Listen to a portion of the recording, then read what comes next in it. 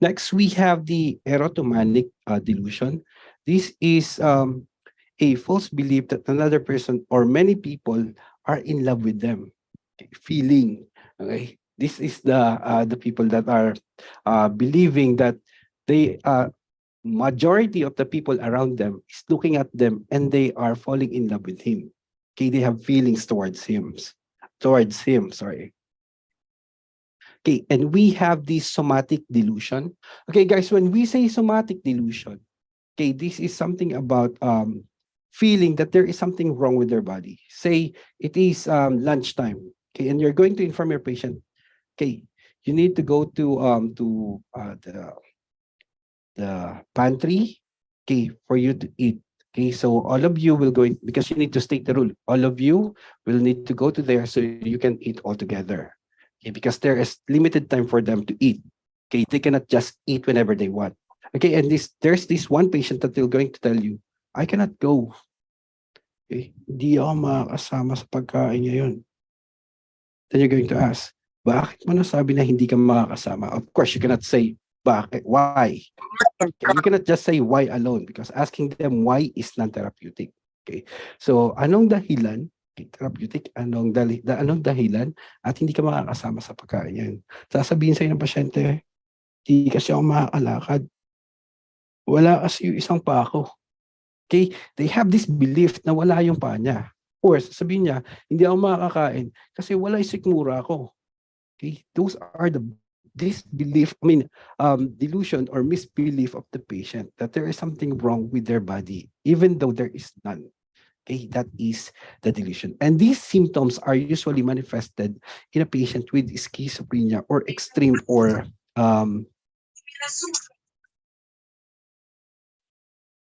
major depression. Okay? These are the symptoms that we're going to manifest with them.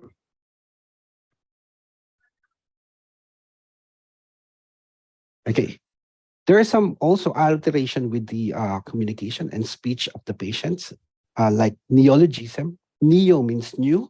Okay, that means that the patient is coining new words. Okay, sasabihin niya sa'yo, um, nakita mo ba yung ano ko, yung napidot? Nakita mo ba yung napidot ko? And you're going to ask what exactly do you mean or you're pertaining to with the word napidot? And then they can say, oh, yun yung um unan ko. Oh, yeah, unan. Okay, they call it a period, for example, something new.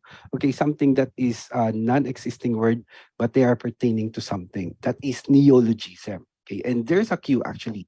If you see the word neo, that means new. Okay. Yes, kumain ka na. Ay, sorry. It's okay. All right, hold on a sec.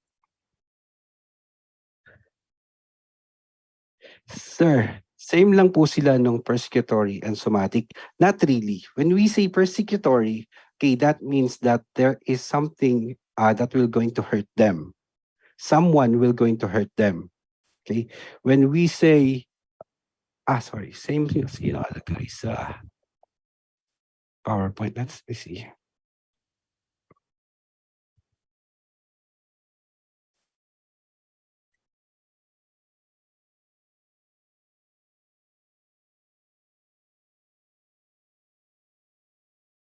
No, sorry. Okay, persecutory. Okay, that means that this is a belief that someone will going to hurt them, okay, or to abduct them, like to persecute them. Okay, let's correct this one. Thank you for that.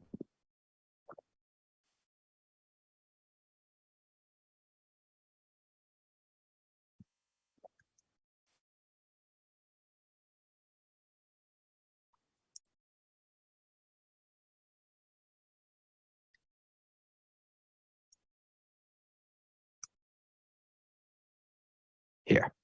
All right, thank you.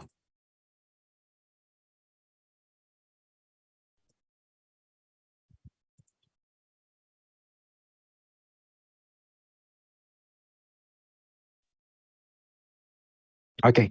Next, we have this word salad.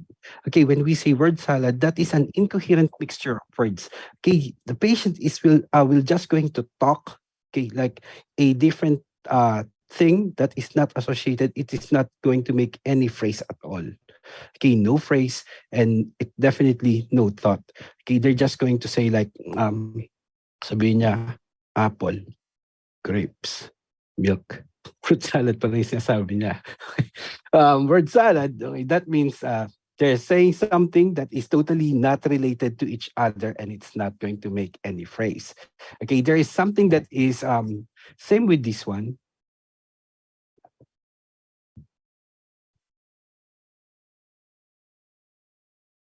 Let's see. Yeah, let's see. Let's see that one. Okay, word salad and I call this one. Okay, later we're gonna check on that. Okay, we have also this verbigeration that is a meaningless repetition of words or praise. Okay, paulit-ulit niyang sinasabi yung isang word. Sabihin niya, habang kinakausap mo siya, okay, oras na ng pag-inom mo ng gamot. And then he's not really listening to you, and the patient will just going to say something that is not related to anything, and it is repeatedly done or repeat. They are saying it repeatedly. Say, habang kinakausap mo siya, sasabi niya lang, um, magsasaya, magsasaya, magsasaya. Oras na po para inumin nyo yung gamot nyo, magsasaya, magsasaya. That is verbigeration. Okay? Maririnig yung pasyente, verbigeration, verbigeration, verbigeration. Paulit-ulit, and that is meaningless. Okay? Put that in your mind. That is repeated words of the patients or phrase, okay, without any meaning.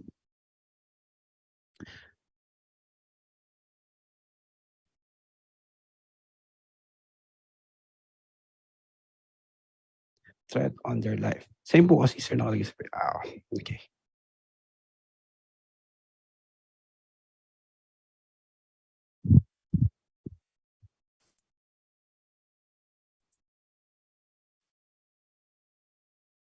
Okay, next, echolalia. Okay, it is almost the same with verbigeration. The only difference is that echolalia will going to repeat your word. Okay, the word of others. Sabi mo, oras na po para uminom kayo ng gamot. And then he's going to say, gamot, gamot, gamot. Yes po, oras na po para inumin nyo yung gamot ninyo. Ninyo, ninyo. That is echolalia. They're going to repeat your last word or the word from you. Okay, any word from you. Okay, the difference between echolalia and verbigeration, the patient will just going to state anything. Okay, it could be a word or a phrase. Okay, without copying anyone, that is verbigeration. Now, if they're going to copy what you're trying to say, what you are telling your patient, then that is echolalia. Next, we have the palilalia. Okay, palilalia, patient repeats the last one or words of a sentence, often increasing rapidly or decreasing volume. Okay, the difference between this one, echolalia and palilalia, actually it's more of verbigeration. Okay, the palilalia, they're going to say the word repeatedly, okay, but in different tone. And usually, makikita natin to sa patients like with Tourette syndrome, for example. For example, the patient will going to discuss something, and then all of a sudden, I cannot say anything, anything, anything. Okay, that is palilalia. Palilalia. It's more like a vocal tics. Okay, the tone is decreasing, and they're saying the same word again and again. Okay, and usually makikita mo rin to sa stroke patient. Okay, because they're having hard time to speak. Okay. Any questions so far with between verbigeration, echolalia, and palilalia?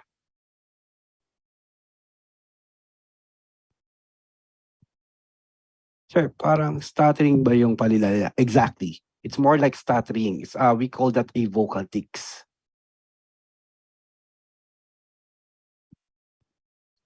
Okay. Next. Yeah, I remember the one that looks like word salad. Okay, the flight of ideas. I believe we have that later on. Okay.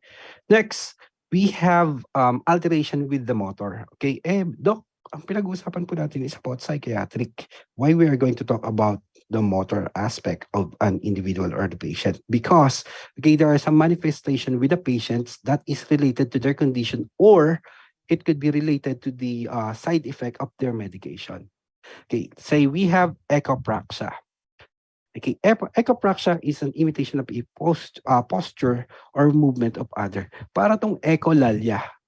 Okay, echolalia, this is echopraxia. Inulit niya kung anong ginagawa mo.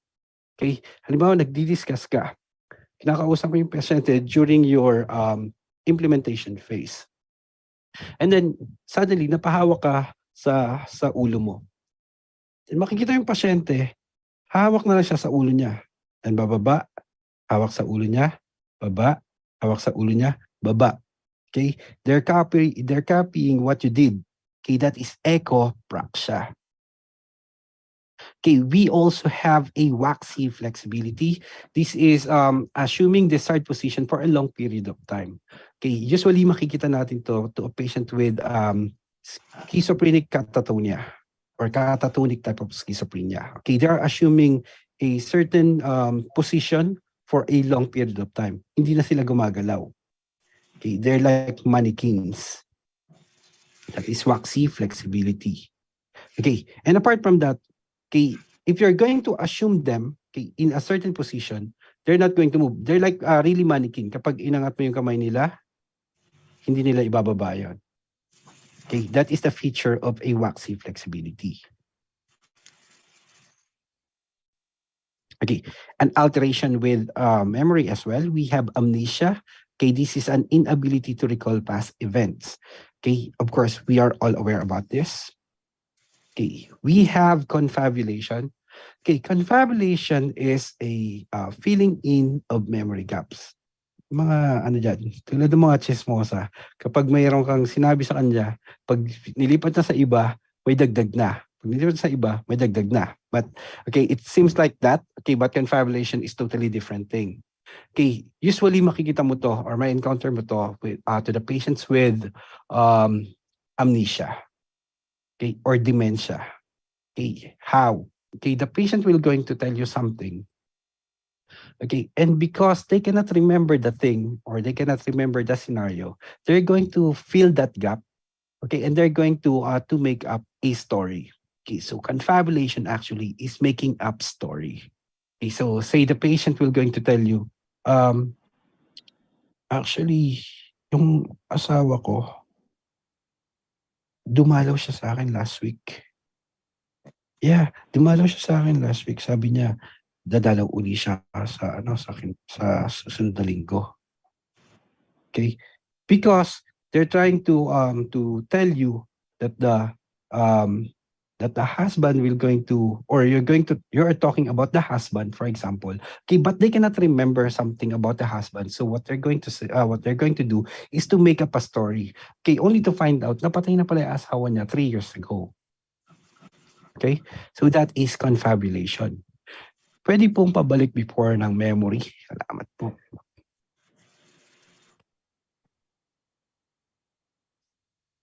Here. Okay, the echopraxia and waxy flexibility. Are you taking a screenshot?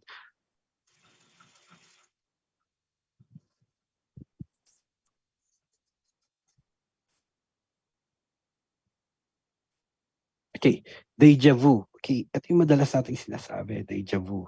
Okay, deja vu is feeling of having been into a place and situation which not been happened yet. Okay, yes, this is what we always say, deja vu, deja vu.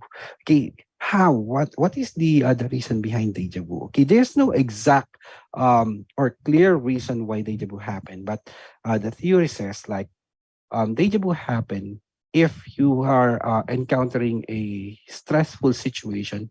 Say, for example, kasama mo yung mother mo. Kasama mo yung mother mo, tapos narinig mo, may sound like,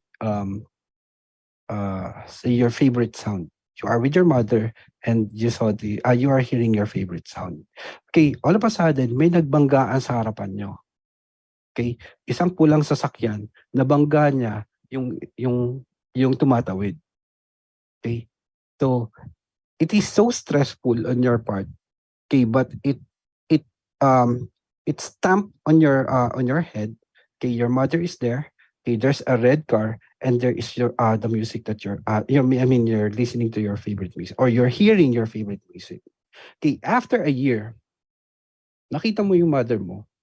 Okay, kumakanta siya. Ang kinakanta niya yung favorite song mo. Okay, tapos nakapula siya. They're going to say, parang nangyari na to. Parang nangyari na 'to, eh, yung ganyan nakapula ka tapos nandiyan yung ano, kumakanta ka, kinakanta mo yung music. But the question is that really what happened? No. Okay, what happened was you are with your mother, you are hearing the sound, your favorite music, and the red car bumped someone. Okay, that is the real scenario. Okay, but it's so stressful that your brain is trying to suppress that to repress that emotion. I mean that situation. Okay, like what I told you earlier. Okay, we have this what we call the repression, one of our ego defense mechanism. Okay, they're going to repress um something that is stressful. Okay, that could alter uh that could alter something in your behavior. Okay, and that is the thing, they're going to repress it. Okay, and during the time that you are seeing things that is almost the same, not really the same, but the thing or scenario is aligning to each other. Okay, you are thinking that it already happened, though it's not. Okay, that is deja vu. Okay, and this is what we have, also the Jamais bu. Sir, paano po yung naginipan na nagkatotoo po? Connected din rin siya sa deja vu? There is a possibility, but there is a different interpretation with dreams kasi. Okay? But, sorry. Okay, there is interpretation with the dreams. Okay, but what you're asking is ano pala, is different thing. Okay, napanaginipan mo siya pero nagkatotoo. Actually, hindi siya nagkatotoo. It's more like the deja vu. Okay, in a way, because what you're thinking, what your dream actually is totally different from what is really happening. It is same. Okay, yung parang ganun sa scenario na nabunggo mo, may nabunggo, nakapula. Okay, and same, really the same. So that could be one of the possible reason why sinasabi natin na nagkatotoo yung panaginip natin, but it's not. Okay, by the way, talking about dream, do you know that we have like 8 to 10 dreams at night? Okay, ang naalala lang natin guys is like the last one or the last 2 dreams. Okay, but actually we have, pag nagising ka, sasabihin mo, parang ang gulo ng panaginip ko. Okay, parang nag-mix up na siya. Actually, it is not just one straight dream. It so happened that you are remembering some part of the dreams that you had the last night. Just trivia lang. Next, so Jamais vu is a counterpart of deja vu. Okay, in deja vu, hindi pa siya nangyayari, pero feeling mo nangyari na siya. With Jamais vu, okay, nangyari na siya, or you've been in a place, pero iniisip mo that you never been there. Okay? Example, pumunta ka sa, naghiwalay yung parents mo, for example. Okay, that is one of a traumatic experience that you had. Okay, at nangyari siya, for example, in your house, okay, your old house, your ancestral house. Okay, and after several years, okay, pumunta ka, dumalo ka sa lola mo. Same house where you live. Okay, and you have this feeling that you never been there. Okay, and they're going to tell you, actually, galing ka na rito. Okay, you've been here nung bata ka, di ba? I think you're just 6 or 7 during that time. Okay, you've been here. Okay, 6 or 7, do you still remember the things that happened during that time? Yes. Okay, we can still remember those things. But in this one, okay, they cannot remember the actual place or the actual scenario because there is something that is suppressing at the back of their mind. Our ego defense mechanism is protecting us, is suppressing our bad memories. Okay, that is the reason why there is Jamais Vu. Okay. Any question? Deja vu, Jamais Vu.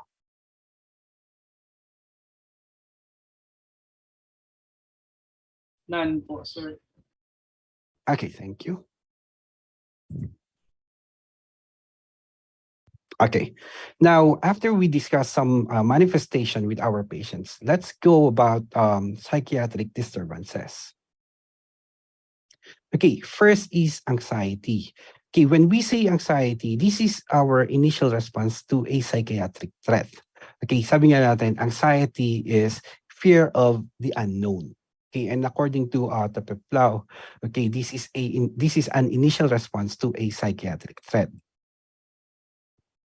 Okay, there are different precipitating factors. We have the threat to a biological integrity. Okay, disturbance in homeostasis. Say we all of a sudden we get sick. Okay, we get amputated.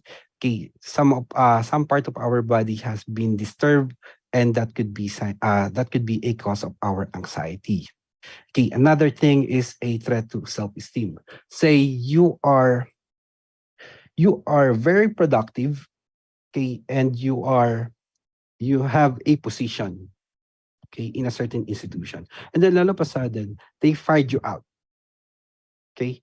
So what will going to happen? Okay, it will going to alter your self-esteem. Okay. You're going to go back to the point of security.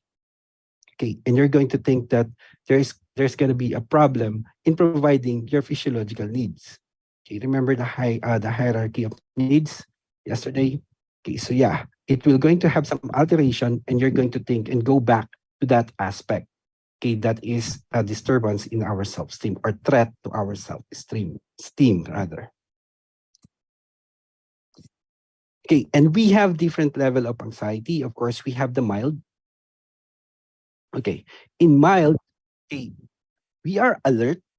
Okay, and our perception is increased. Remember, mild is actually a good thing. Okay, every time that we're going to why you guys are here listening to me. Okay, because we have this anxiety, a mild level of anxiety that we are going to take the board exam, or we are going to have an examination in psychiatric nursing. So you don't have a choice but to listen to me discussing these things about psychiatric nursing. Okay, so that means that most of us are in a mild level of anxiety, and this is something good. Okay, this is a level which can motivate learning and can produce growth and creativity in an individual. Okay, kapag wala kang mild anxiety, that means that you're euphoric ka. Baka naka-drugs ka. Okay?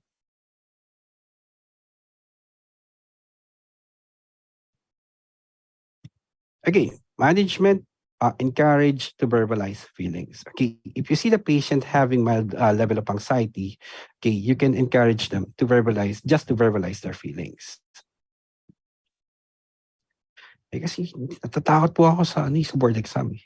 Tell me more. Kausapin mo yung mga classmates mo. Ready ka na ba for the board exam? Actually, hindi eh. Natatakot ako. Tell me more how you feel. Practice your therapeutic communication, guys. Okay, signs and symptoms, we have these gastrointestinal butterflies. Okay, ito yung pag nakikita mo yung halimbawa, yung crush mo, bigla ka na magkakaroon ng butterflies. This is what parang nagra-rumble yung sa gastrointestinal, sa stomach. Okay, that is what we call the butterflies. They could be some restlessness, sleeplessness, irritability, and hypersensitivity to noise.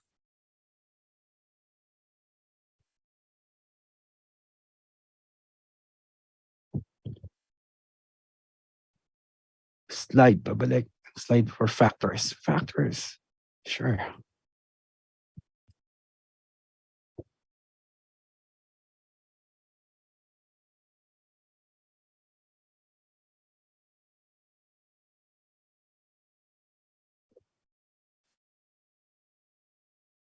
Okay, are you guys taking a screenshot?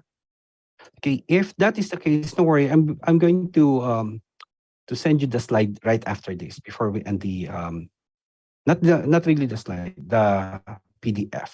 Okay, the PDF of yesterday and the PDF for today. So at least you're just going to focus in listening, okay?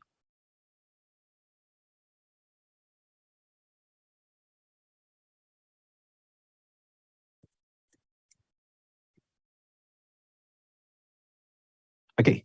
Next, we have this moderate level of anxiety. Okay, at this time, we have selective attention. Okay, we have inattention or selective attention. Okay, you cannot think properly. Okay, nakafocus ka lang into to a narrow thing. Okay, hindi mo na ma-anticipate what will going to happen or what you're going to do. Okay, because your attention is focused on something because of your anxiety. Ito yung sasabi natin, hindi ako makapag-focus. Remember, do you experience that guys? Okay, those times na hindi ka makapag-review. Eh, gusto mag-review pero hindi ka makapag-review. Why? Because your anxiety is increasing. Okay, because you're not prepared for the board exam or you're not prepared for the examination. Okay, you want to review but you cannot. Okay, because your anxiety level is increasing. Okay, so the person can learn new behavior or solve the problems only with assistance. So you need to have someone or you need to be someone, okay, to assist the patient with this level of anxiety. Okay, so what are the possible signs and symptoms?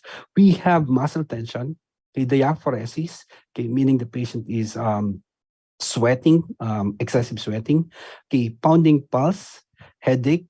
There could be a possibility of dry mouth, higher voice pitch. Kaya ito yung parang mga irritable sila. Okay? And increase rate of speech.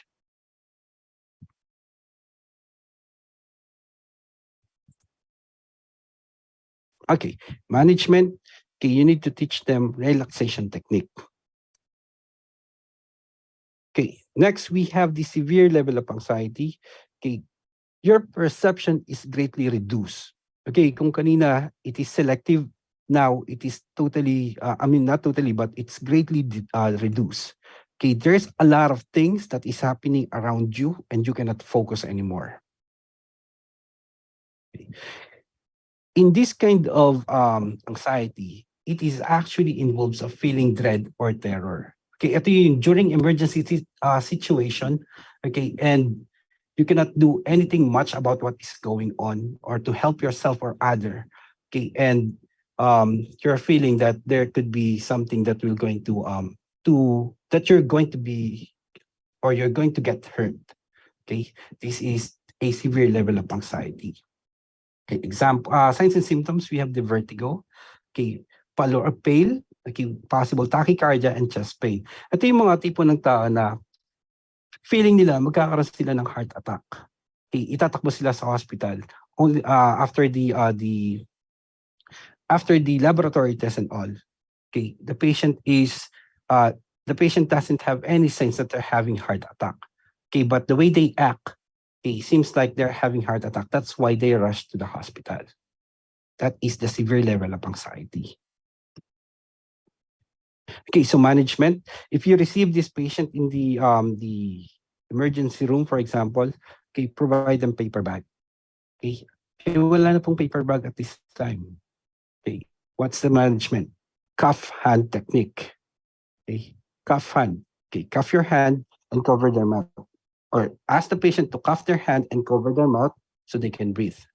Okay, then stay with the patient for safety. Okay, give clear direction without touching the patient. Okay, this is really clear. Okay, guys, do not touch the patient in severe anxiety. Why? There might be a possibility that they're going to push you or hurt you or they're going to be apprehended. Okay, worst case scenario, okay, you can sedate the patient. Of course, the doctor can do that or that is per order.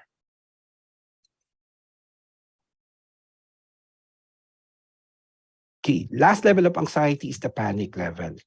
Okay, distorted, your perception is totally distorted. Okay, individual experience loss of control.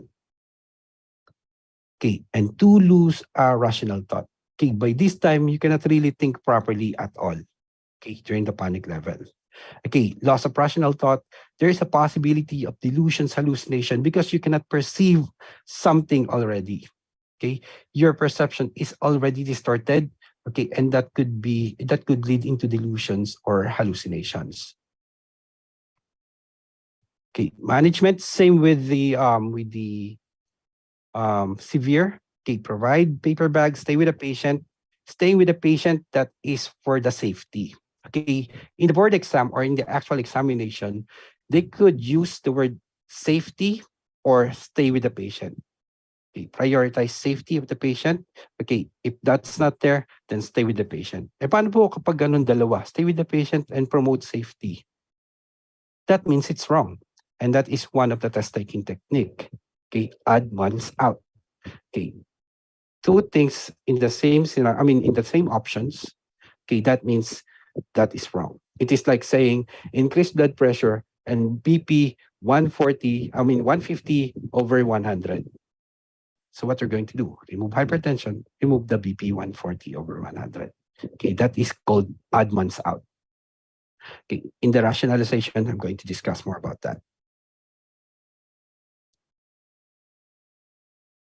Okay, we have anxiety disorders. We have different anxiety disorders actually. Even before naman po, once patient is having anxiety attacks, sir, pwede naman po brown paper bag po, ba? Yes. Yes, that's right. Okay, but so happened that as of now, brown bag is not readily available. Okay, so what we can do is cuff hand technique.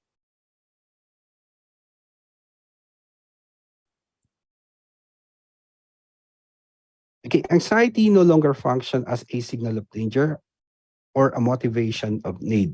Okay, sabi nila, anxiety disorder are diagnosed if our anxiety is no longer function as a signal of danger, okay, or a motivation of need. Meaning, because like what I said earlier, mild anxiety will going to make you more productive.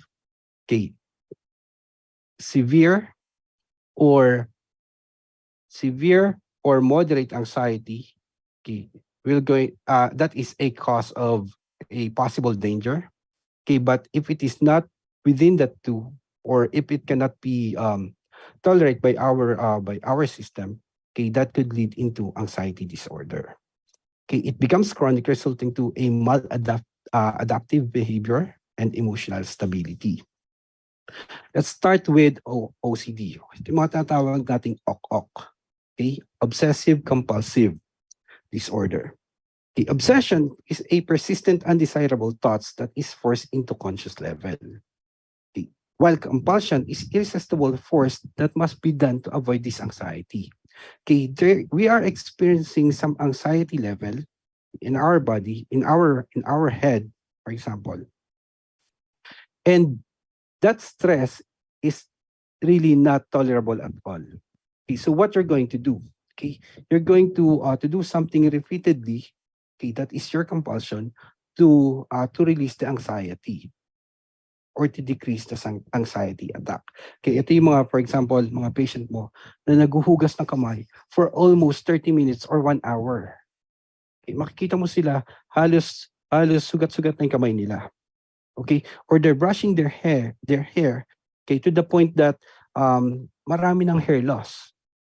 Okay, that is obsessive compulsive disorder. Manonotice mo sila, you're going to notice this in patients in psychiatric ward. They are doing the same thing for a long period of time. Obsessive compulsive.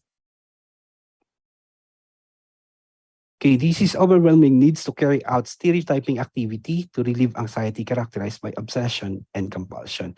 Eh Doc, ano po yung sinasabi nila na masyado silang perfectionist in a thing, in their place? Yung ballpen nila kailangan nakaayos. Okay? Kailangan yung libro naka-fix, hindi magagalaw. Yes, that is a form. We call that obsessive OCOC. We call them OCOC, but that is not really obsessive compulsive disorder. Okay. Okay, so how are we going to manage OCD? Okay, CBT or cognitive behavioral therapy. Okay, we have to practice thought stopping. Okay, if they're going to experience some anxiety levels, we need to practice them to stop that thought or the thought that is causing anxiety to them. Like what I said, they have this ritual. Okay, they're washing their hands for a long period of time. Okay, what we need to do is to offer time to finish the ritual. Because guys, again, they're doing that that thing because they are experiencing anxiety. Okay, and if you're going to abruptly stop them from doing the thing, okay, what will going to happen? They will not going to be able to handle the anxiety, and it will going to have apprehension with the patient. So hayaan lang po namin sila? Not necessarily. Okay, because again, we need to prioritize the safety of the patient. So give them an ample amount of time. Okay, not really stop them abruptly. Okay, and inform them that you only have 10 minutes, you only have 5 minutes left to wash your hand. Okay, inform them of what to do, but not abruptly. Next, encourage relaxation technique. Okay, you need to inform them because in the CBT, later I'm going to discuss that. Okay, encourage relaxation technique. If they're going to experience some anxiety, okay, because they are aware, okay, if they have the increased anxiety level, they're going to tell you, okay, parang ano na naman ako, parang nagsusumpong na naman ako. They're just going to inform you about that. Okay, and if they told you about that, you need to encourage relaxation technique. Okay, inform the patient, okay, take a deep breath. Okay, just sit down, take a deep breath, listen to music. Okay, those things. Okay, another thing is setting limit or matter of facts. Okay, like what I told you, you need to inform the patient doing the activity, like washing their hands, you need to set limits to them. Okay, sige, you can stay up to 5 minutes washing your hands. Okay, but make sure after 5 minutes you're going to stop. Okay, I'm going to stay here with you. Okay, I'm going to tell you, okay, last 2 minutes, 1 minute left. Okay, stop. Okay, it is setting limits. Okay. Obsessive compulsive disorder, please remember this, guys. Patulain mo sila. Kasi paulit-ulit sila, patulain mo sila. Okay, the CBT poem. Okay, remember this mnemonics. Okay, this is the cognitive behavioral therapy. Okay, step 1, make a list. Okay, make a list, inform the patient to make a list or ask the patient what are the things that causing them anxiety. Okay, they need to make a list or you help them to make the list. Okay, record unproductive thoughts. Okay, if they are experiencing anxiety, what they're doing. Okay, they keep on washing their hands. Okay, inform them to record it. Okay, to write it down. Create replacement thoughts. Okay, kapag nakakaramdam ka na, gusto mo hugasan yung kamay mo, okay, what are the things that you can possibly do? Okay, in replacement into that unproductive thoughts or unproductive deeds. Read your list often, okay, and notice and replace. Okay, these are the 5 things that you need to inform the patient regarding the management under the cognitive behavioral therapy. Okay, they are the one that needs to know what is causing their anxiety, what is the thing that they might going to do, what are the things that they can use or they can use to do, okay, in replacement of that unproductive thoughts or act.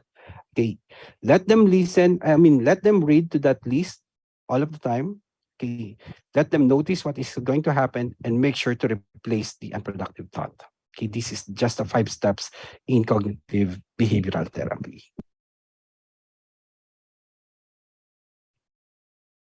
Okay, do we have any treatment for obsessive compulsive therapy? In combination with the CBT, we can use some medication. Of course, this is anxiety disorder, so you can use some anti-anxiety drugs. Okay, the first line of choice. Okay, we have anti-anxiety drugs, but with OCD, okay, the first line of treatment is antidepressant, the SSRI. Okay. Bakit po SSRI? It so happened that this is an anxiety attack. Okay, and there are some manifestation that is due to a norepinephrine, okay, and serotonin. Okay, so it will going to help the other patient to increase the serotonin, and it will going to help the patient in return to decrease the anxiety level.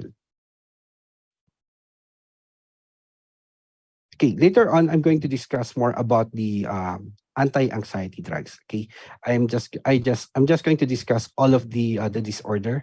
Okay, and we're going to discuss that at the latter part. Okay, next we have the generalized anxiety disorder or the GAD. Okay, a person with GAD worries excessively and feels highly anxious at least 50% of the time for the past 6 months. Okay, this is the only time that you can diagnose or we can diagnose the patient having generalized anxiety disorder. Not because the patient having these kind of symptoms means they have GAD already. Okay, they need to have these symptoms. Okay, 60 at least for 6 months for you to be able to diagnose the patient. Okay, so what are the signs? Okay, we have GAD, GAD, 3. Okay, that's why I put triangle here. Okay, mostly they have increased tension, irritability and sleeplessness or insomnia. Okay, and cognitive vigilance.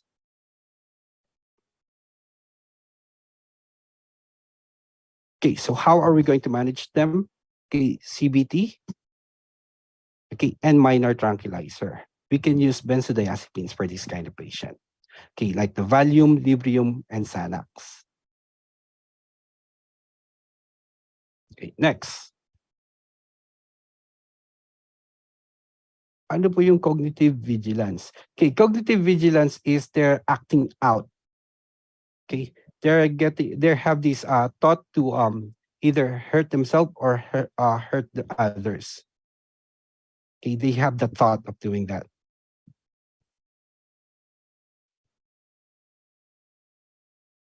Okay, next we have the post-traumatic stress disorder, okay, or PTSD. Okay, so what happened to PTSD?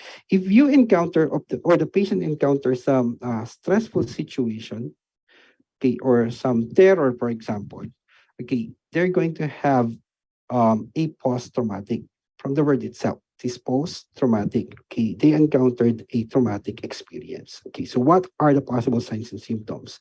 Like got earlier, we have 3, PTSD, we have 4. Okay, first we have flashbacks. Okay, it's always coming back to them of what happened. Bigla na lang silang susumpungin or kapag na-trigger sila, everything will going to flashback. Like what we are seeing most of the time kapag nanonood tayo. Okay, that's real. And that is what we call flashbacks. Okay, at night, they're going to experience possible nightmare. Okay, and possible insomnia. And hindi na nga siya makatulog eh. Paano siya nagkaka-nightmare? That's why they don't want to sleep. Okay, because they have flashbacks and just in case that they're going to sleep, okay, instead of having flashbacks, it goes to their dreams as nightmares. Okay, so what is the most common defense mechanism being used or used by our um, subconscious level? That is our suppression. Okay, so in the board exam, they're going to tell you that, for example, PTSD, the most common defense mechanism used for PTSD patient, answer suppression.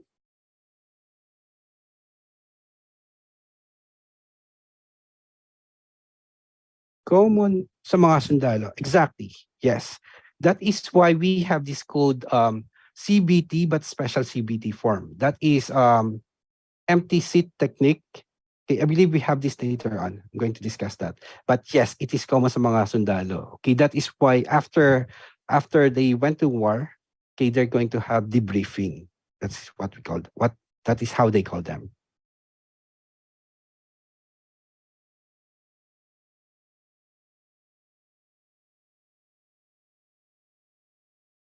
Okay. Post-traumatic stress disorder management. Meron silang trauma. Be mean to them more. Okay, but not literally. Okay. Just mnemonic. First, be honest with them. Okay, you need to talk to them in an honest manner. Okay, why? Because if you are not going to be honest with them, you cannot establish a trust with them. They're not going to express how they feel, and they're not going to express what traumatic experience that they experience. Okay, exposure therapy. Okay, exposure therapy is a way of it is more like desensitization, but not really desensitization. Later, we're going to discuss that. Okay, you're going to expose them into what is causing their trauma or what is causing the attack or triggering factor to them. Okay, but not abrupt. Okay, you're just going to expose them systematically or um, slowly. Okay, milieu. Okay, therapeutic environment. That is what we call a milieu or therapeutic milieu. Okay, encourage verbalization of feelings. Exactly. Okay, you need to encourage them to verbalize how they feel or what they experience. Okay, because they have anxiety, what they need to do is to voice it out. Okay, to release their anxiety. Okay, we have this adaptive disclosure. Okay, this is what I'm trying to say earlier. For sa mga sundalo to specifically. Okay, this is CBT, a form of CBT. Okay, but it is an empty chair technique. Okay, so basically, you're just going to give him a chair, not really empty, but you're going to ask him to sit there. Okay, with or without audience. Okay, if with audience, they're just going to express their experiences, sharing it to other people. Okay, if no audience, they're just alone there. They're just going. I'm sorry. You are just going to let him talk or to share or to voice out what he feel and what he experienced, even without anyone listening to him. Okay, that is an empty chair technique, and that is actually part of the briefing of the soldiers. Okay, and when you are going to talk to them, you should have to have a non-judgmental way of communicating with them. Okay.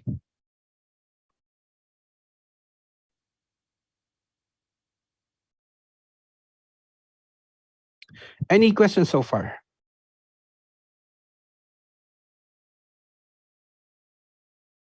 Wala po. Okay, thank you. All right. Next, we have the phobic disorders. Okay. Of course, we are all familiar with this. Okay, an obsessive fear of a specific situation or an object. Lumalabas po ba to sa board exam? Yes, lumalabas siya sa board exam. Okay, they have fear. Okay, phobic disorder have fear. Okay, F for fear, E for emotional conflict. So every time that they're going to be exposed to something or to some situation, they're going to have this conflict within them that will going to cause a anxiety to them. Okay, avoidant behavior definitely. Okay, um, if they have this irrational fear into something, okay, they have this behavior to avoid that thing or that situation. Okay, and reaction is intense. If they are exposed to something that they have phobia, okay, they're going to have a panic attack. Okay, and we have different phobias that we might going to encounter during the examination. First is agoraphobia. Okay, this is a fear of an open space. Okay, we have social phobia or fear of social performance. At yung sinasabi natin merong mga stage fright. Okay, social phobia. Claustrophobia or fear of enclosed spaces. Usually, we need to assess this kind of patient or this kind of phobia if the patient is subject for what? What diagnostic procedure? The MRI. Okay, if the patient will going to uh, go for an MRI diagnostic procedure, okay, you need to assess them for claustrophobia. Okay, and you are not going to ask them directly, do you have claustrophobia? How do you know that they know what claustrophobia means? Okay, so you need to ask them, nakakaramdam ka ba ng takot every time you're going to go, for example, in an elevator? Okay, if they say, yes, actually, I think ako sumasakay sa elevator. Kasi feeling ko, parang natatakot ako every time I'm going to go to an elevator. Okay, so that is one way to ask for claustrophobia. Some people, some patients might know it, okay, but don't assume that they know it, so you need to ask them differently. MRI, very good. Okay, we have nyctophobia or fear of darkness. We have thanatophobia, okay, fear of death. Okay, trypanophobia. Okay, Trypanophobia is fear of syringe. Of course, everyone or most majority of the people have fear of syringe, but what we're talking about is irrational fear. Okay, every time that they're going to see needles, okay, they're going to see syringes. Okay, they have a panic attack. Not just that they have fear, but they have panic attack. Okay, you cannot say that this patient have trypanophobia. Why? Because he's afraid. Of course, it is injection, it is syringe. Even you, okay, if they're going to inject to you, okay, you know it's painful, you're going to have the fear as well. Okay, but the difference is, this is irrational fear. Sir, tanong lang po, paano po ba nade-develop yung phobia? It could be exposure to a certain thing and something happened, okay, during that time. For example, nakakita ka ng gagamba or merong gagamba, tapos nagkaroon ka ng bad experience. Okay, bad experience to the point that it causes alteration in your way of thinking, or it causes severe anxiety to you. Okay, so every time na makakita ka na ng gagamba, nagkakaroon ka na ng irrational fear. Okay, because at the back of your mind, you are thinking that the one that you experienced before might going to happen again. Okay, that is why we have phobias.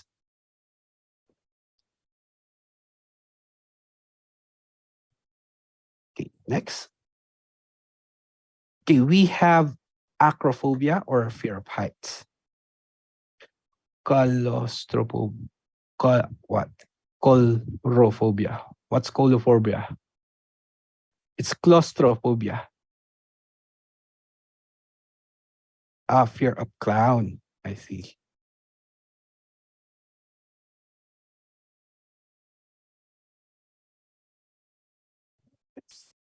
Okay, sorry guys.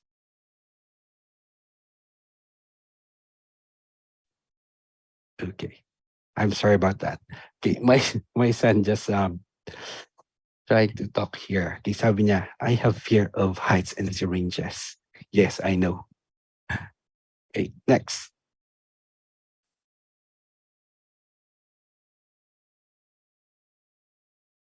Okay, the 3Ds of phobia management. Okay, we have, okay, draw client's attention. Don't force the patient. Okay, there should be a systematic desensitization.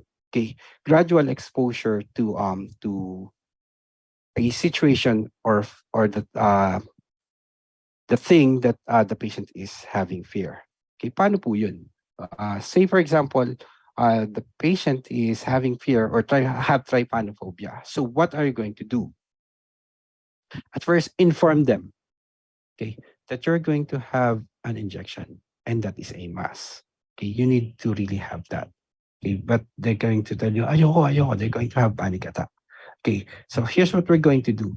Okay, at first, you're going to show the needle, the syringe from afar. Second time, you need to show him the needles or the syringe beside you. Okay, but you're not going to ask him to touch it, or you're not going to really do it now. I mean, do the injection. Next time, you're going to have them hold the syringe. Okay, until such time that they're comfortable about it. Okay, then that's the time that you can do the injection. Okay, that is one way of systematic desensitization. We have chat here.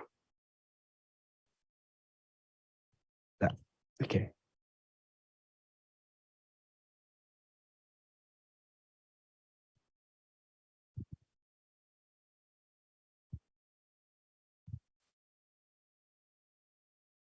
Okay, so we have anti-anxiety drugs or anxiolytics.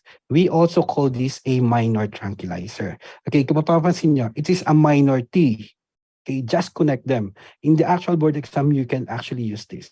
I did. I used this during my board exam. Okay, I created this and I used this during my boards. Okay, I put minor T and then I put there Valium, Librium. We have Xanax. Okay, oxazepam, okay, Buspar or Buspiron, and we have the Transine. Okay, so if you see this medication, you should know that this is an anti-anxiety drugs. Okay, just put minor T and connect them all like a puzzle, like a crossword puzzle. I'm going to send this to you. Okay, with anti-anxiety, okay, what we should have to know is the side effects. Okay? Paano mo masasabi na phobia na yung na-experience mo or just simple fear po? Simple. Okay, there is a panic attack. Okay, it is too irrational fear. Okay, simple lang. Nakakita ka for example ng ipis, okay, and you're going to shout, for example, that is fear. Okay, you're just going to shout. Nagulat ka. You don't, because you feel like you don't want the feeling of the cockroach crawling on your skin. Is that right? Okay, all of us have that, but that doesn't mean we have fear of cockroach. We have phobia with cockroach. Okay, it so happen we have fear because we uh, uh, we have this thought that that is so gross and that is something not pleasant to feel. Okay, but the other thing, on the other hand, there is this some people na kapag nakakita ng ipis, nagsisigaw, nagpapanik, hindi mo sila makontrol. Okay, and that is what we call a phobia. Okay, that is the two difference. Nagsisigaw ka, takot ka, you have this thought, okay, at a conscious level, you're afraid of that cockroach. Okay? But that doesn't mean na kapag nakakita ka ng cockroach, magtatatakbo ka talaga. Magtatatakbo ka lang kapag lumipad na siya. Tama? Nakakita ka ng ipis, tahimik ka lang. Okay? Lumipad yung ipis, tumakbo ka. Nagsisigaw ka. And that is normal. That happens to me all of the time actually. Okay? Hindi man ako takot sa ipis. I just don't want the feeling of them crawling into my body or to my skin.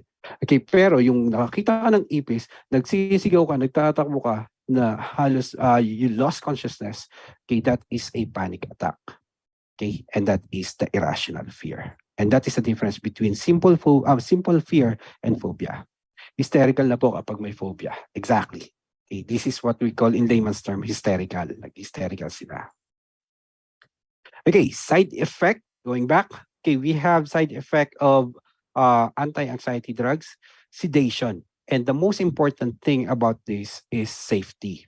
Okay, patient is, okay, you have an ongoing patient receiving Xanax. Okay, of course, you know na Xanax, this is tranquilizer. So what is the nursing consideration for the patient taking Xanax? A, instruct patient to eat food less, non-tyramine containing food. B, ask the patient to have someone to drive for him. C, say, advise the patient to use sunglasses. Or D, advise the patient to increase fluid intake. Okay. Sunglasses, by the way, having sunglasses and increasing fluid intake is the management for anticholinergic side effect of some drugs that we're going to discuss later on. Okay, so all of those choices are things that you're going to see in the board exam or in the examination. Okay, and that is, medyo malilito kasi kayo. I remember that we need to increase the fluid intake, or I remember we need to encourage patient using eyeglasses. Okay, but that is for other drugs, guys. Okay, so Xanax, you know na that this is a minor tranquilizer. Okay, and one of the most important thing about this is to promote safety. And in the actual board exam, they're not going to tell you directly that promote safety as one of the options, because that is giveaway. Okay, if they're going to give it that way, so they're going to put it the way I stated earlier. Okay, advise a patient to have someone to drive for them, or do not drive in the next 24 hours or in the next 8 hours after taking the drugs. Okay, that is promotion of safety. Very good. Yung slides po hindi na gumagalaw. Until now, I am in the anti-anxiety drugs.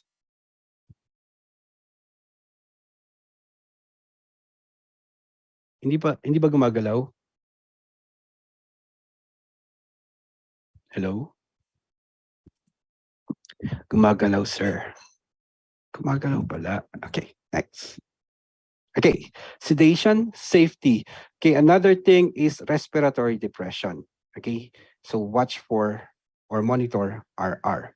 Okay, if there is respiratory depression, okay, our antidote for that is flumazenil. Okay, so this is a specific benzodiazepine antagonist useful in reversing sedation and respiratory depression. Nag-move naman po. Thank you. Okay, guys, take note of that. Flumazenil. Okay, anti-anxiety nursing consideration. Do not combine the drugs with the anti-anxiety with other drugs such as alcohol. By the way, alcohol is a form of drugs, by the way.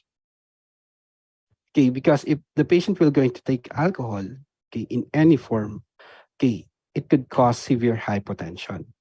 Okay, if you're going to combine this with other anti-anxiolytics, okay, it will going to cause respiratory depression because anti-anxiety alone, okay, might going to cause respiratory depression. Okay, and you're going to combine it with other anti-anxiety or anti-anxiolytics. Okay, it will definitely going to have respiratory depression with the patient.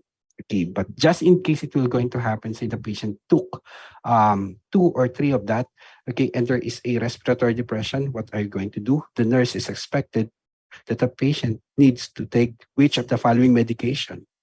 A, Xanax, B, Transin, C, Lumacenil. Of course, C.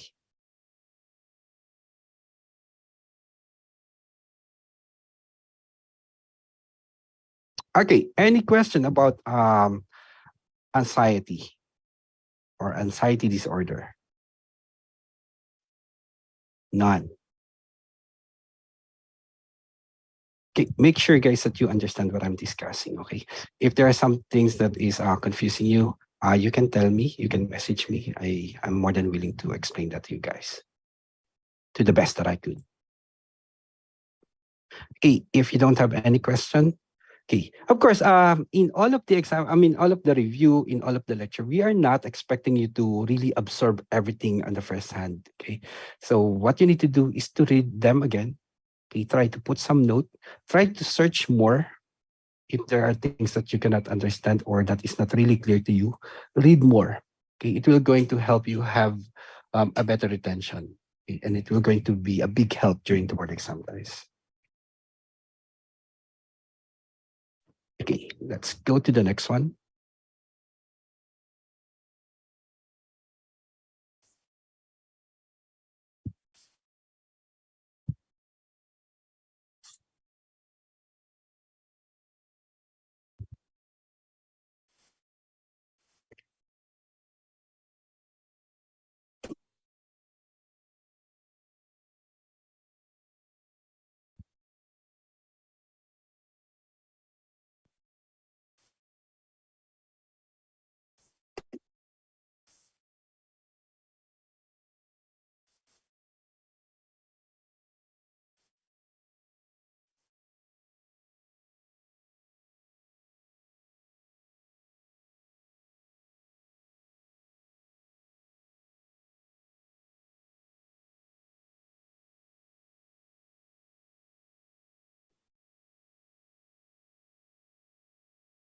Let's see, may question ba?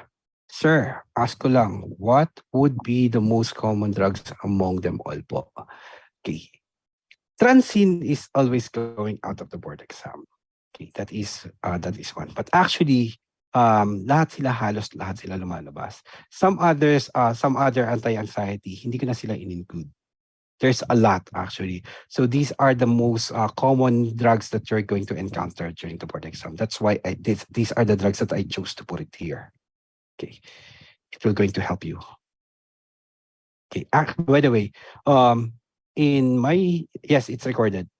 Okay, in my discussion, of course, I cannot discuss everything, like all of the, for example, all of the SSRIs, all of the anti-anxiety drugs, because if I'm going to discuss everything, or if we are going to review everything, okay, we don't have much time to review those. Okay, and it will just going to go to cause confusion to you guys. Okay, there are some medication that is not really available here in the Philippines. Okay, in the Philippines. Okay, so most probably they're not going to use that in the board exam because we are really using a Philippine setup. Okay, in the board exam. Okay, so basically all of the drugs available here are the drugs that they're going to put in the actual board exam, unless you're going to take the NCLEX. Okay, nagre-review ka pala for the NCLEX. There are some, I believe, okay, yung mga US citizen dyan na hindi na kailangan mag-board exam. Okay. All right. Next. Right, let's go with the mood disorder. Okay, we have major depression. Typically, it involves 2 weeks or more of a sad mood. Okay, major depression. Hindi porket, how you call this? You are feeling sad or you're feeling down means you are depressed. Okay, most of us will get depressed ako eh. Okay, yung marinig mo sa iba, sa mga ibang tao, ito nakakainis. Because you're a nurse, you know. Okay, tapos ma-encounter mo itong mga tao, sasabihin nila, depressed ako, 2 days na ako, hindi ko makain. I'm so depressed. Okay, they are fond of using the word depressed, but actually, there is a deeper connotation about that. Okay? Hindi pwedeng nalulungkot ka, sabihin mo kaagad na depressed ka. Minsan medyo ano kasi ako, yung patients ko is a little shallow. Okay? Hindi ka sila ma-tolerate. Na-depressed ka, diagnose. Medyo pinabara ko na sila. Lalo na kapag nurses yung kausap ko. Medyo depressed kasi ako eh. Diagnose. Okay. Kasi if not, do not use that word. Iba yung clinical depression sa feeling depressed. Exactly. Okay, they are sad. Yes, we can give it to them. Okay, but they cannot just say that they are depressed. Kaya po ba gagawa ng post-test po namin for the psychiatric nursing? Yes, I am for this. So expect a lot from what I discuss. Plus, the common things that coming out of the board exam. Okay, probably hindi ko siya na bigyan ng highlight. Okay, and I just put it there for me to be able to discuss it more during the rationalization. Because there are some that I cannot really discuss here, okay, because we have limited time. Because this psychiatric nursing lecture, actually, I'm conducting this for 40 hours discussion. Okay, and it so happened that it was compressed to 6 hours. Of course, what do you expect? Okay, so I cannot put everything I cannot discuss everything in that 6 hours. Okay, so what I did is I put some of the important thing in the post test. Okay, it is not really going to be hard for you guys, I believe. Just review, okay? And I'm going to have a deeper discussion about that specific thing or that specific topic during the rationalization. Okay, so I just really want to make sure that our rationalization will going to be productive as possible. Okay?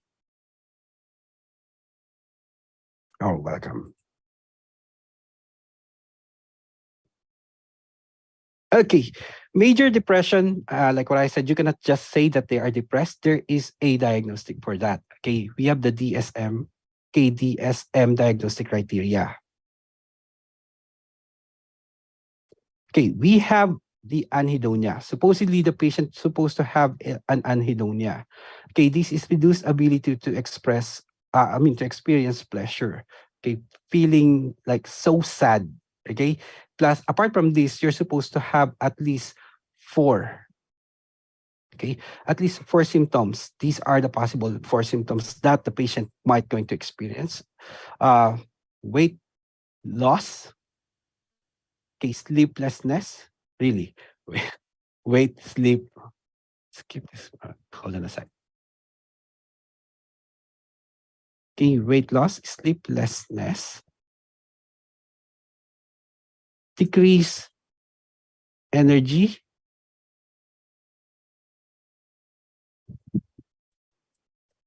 decrease concentration, alteration in your decision making,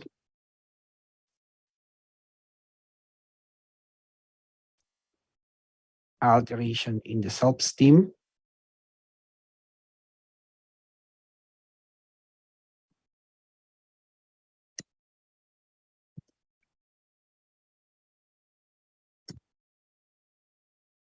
okay, non-completion or no goals at all. Again, kunyari hindi pa nangyari. Okay, so we have diagnostic criteria, guys. Okay, we have the anhedonia, or reduced ability to experience pleasure, with at least 4 of the other symptoms. Okay, so what are those? Possibly weight loss, sleeplessness, decreased energy, decreased concentration, alteration in decision making, alteration in self-esteem, and non-completion or no goals at all. Okay, tignan mo siya. This is how they look like. Ano siya? Here. Okay. So again, we're supposed to have anhedonia, okay, and at least 4 for you to be able to diagnose the patient. Sir, ilang items po yung magiging post-test for psychiatric nursing? Bali, 700 items. And you need to finish that for 5 hours straight on Saturday.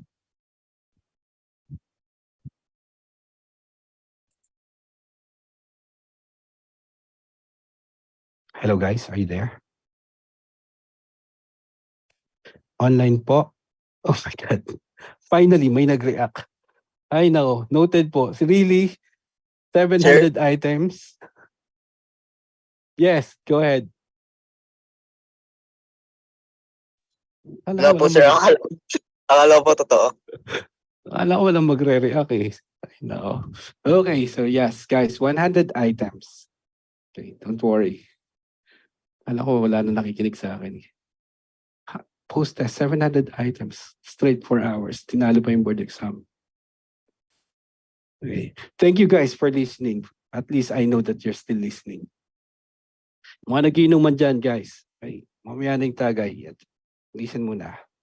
Okay, neurotransmitter affected for depression. Okay, guys, this is important. In the board exam, it is always coming out that, for example, what are the neurotransmitters involved in case of depression, in cases of depression? Or the patient is having some symptoms of anhedonia, okay, weight loss and blah, blah, blah, blah, blah, blah, blah. And you know, and as a nurse, you know that the neurotransmitters affected or the neurotransmitter altered in this patient is which of the following? A, serotonin, norepinephrine, dopamine, GABA, or all of the above? Let's see.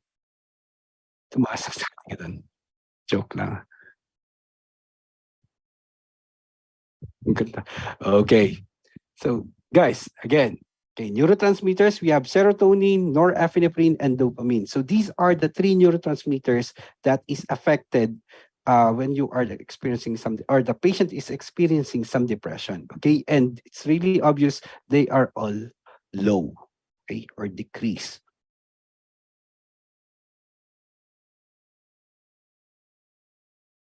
Okay, of course, if there is depression, one of the possible reasons that might going to cause harm on your patient is suicide. Okay, mostly, okay, if you're going to encounter the patient with depression, they already have the history of committing suicide, or they have an actual thought of having suicide. Okay, so what are the things that we need to know about suicide, or what are the signs or factors that contribute for the patient having increased risk for suicide? Okay, first is sex. Kapag hindi ka marunong nakipag-sex, okay, there's a chance for you to commit suicide. Really? Of course not. Okay, sex, I mean gender. Okay, female or male? So which one is have the higher risk to commit suicide? Is it male or female? Male, male, male, male, male, male, male, male. Female.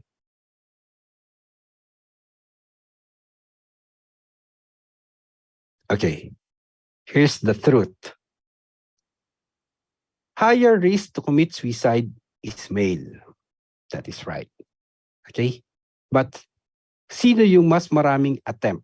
Okay, if the question is about which one, okay, which group has the higher rate of committing suicide?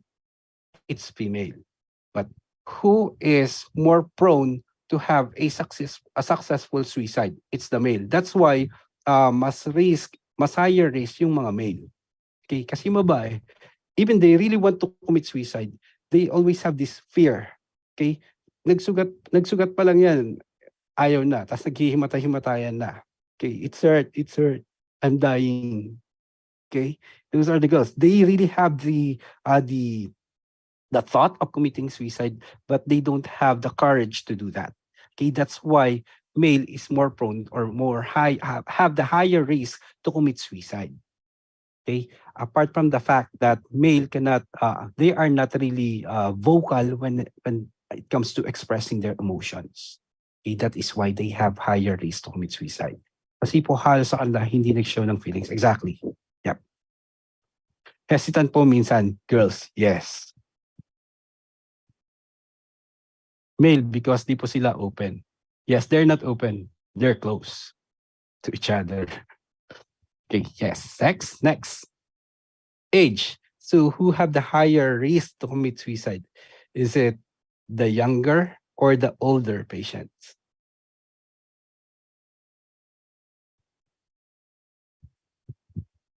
Adolescent, younger. Depende po. Okay, depende actually. But the thing is, you need to categorize which one have the higher risk. Okay, the answer is the older adults. Okay, because exactly the older. Okay, younger adults, they have just this paras lang nagre-rebelde, they're trying to hurt themselves but not really committing suicide. Okay, board exam, older adult. Next, if the patient have depression, that is the main reason why I'm discussing this now. Okay, if they have depression, there is a possibility for them to commit suicide. Okay, suicide, by the way, is a call, is a cry for help. Okay, kapag merong nagsabi sa'yo that they really want to commit suicide, okay, try to listen. Don't ignore them. Masabi mo, ito na naman siya, nakakabisit to. Di ba? Nakakainis to. Kaya na naman po, papakamatay na naman daw po siya. At times, we get fed of it. Okay, we really get tired of listening to them, but actually, it is a cry for help. Okay, so try to listen, try to encourage them to verbalize their feelings. Okay? Because nurse tayo, mabait tayo. Okay, previous attempt. Guys, this is one of the most important thing. Please take note of this. Previous attempt, this is a high risk to commit a successful suicide. Why? Okay, they have previous attempt. That means they really have this thought of committing suicide. Second, okay, they already tried once and it is going to be easier the second time, the third time, the fourth time to commit a successful suicide. Okay, so if all the choices are there, okay, as a nurse, you know that which of the following have the higher risk to commit suicide? A, sex, B, G, you know that these factors have the higher risk to commit suicide. A, sex, B, age, C, depression, or D, previous attempt. Let's see. D. Of course, I just say it lang. I just said it. So definitely you're going to answer D. But in reality, you're going to answer depression. Diba? If I didn't tell you about that, okay, you're going to answer depression. Yes, I know, right? Okay, why? Guys, depression actually is, yes, a risk factor for you to commit suicide. But the thing is, because you are depressed, okay, you don't have the energy to commit a successful suicide. But yes, it is a factor. Okay, so this is the difference. Okay, if the patient will going to take an antidepressant drugs, that is the time that you need to have a higher alarm of the patient having to commit suicide or the patient committing suicide.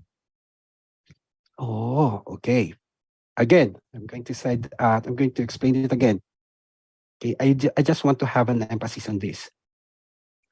Depression, it is a risk factor for patient to commit suicide.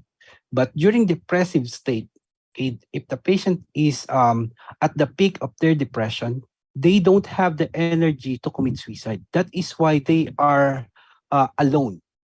Okay? Nasa isang kwarto lang yan. You cannot even ask them to go out. Okay? Because they don't have the energy to commit suicide.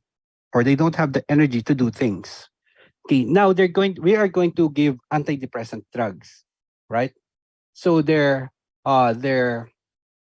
status will going to be better. Okay, they're going to gain energy. Okay, and you're going to think as a nurse, I think the drug is effective. I think that the patient is ready to go home. Pag uwi niyan, patay. Pakamatay yung patient. Why? Because they already have the energy to commit suicide. Pag nag-lighter yung mood nila, doon mas mataas yung risk to mag-suicide. Exactly. Okay, that's what I'm trying to explain.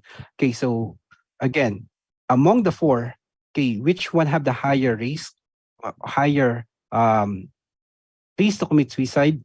It is previous attempt.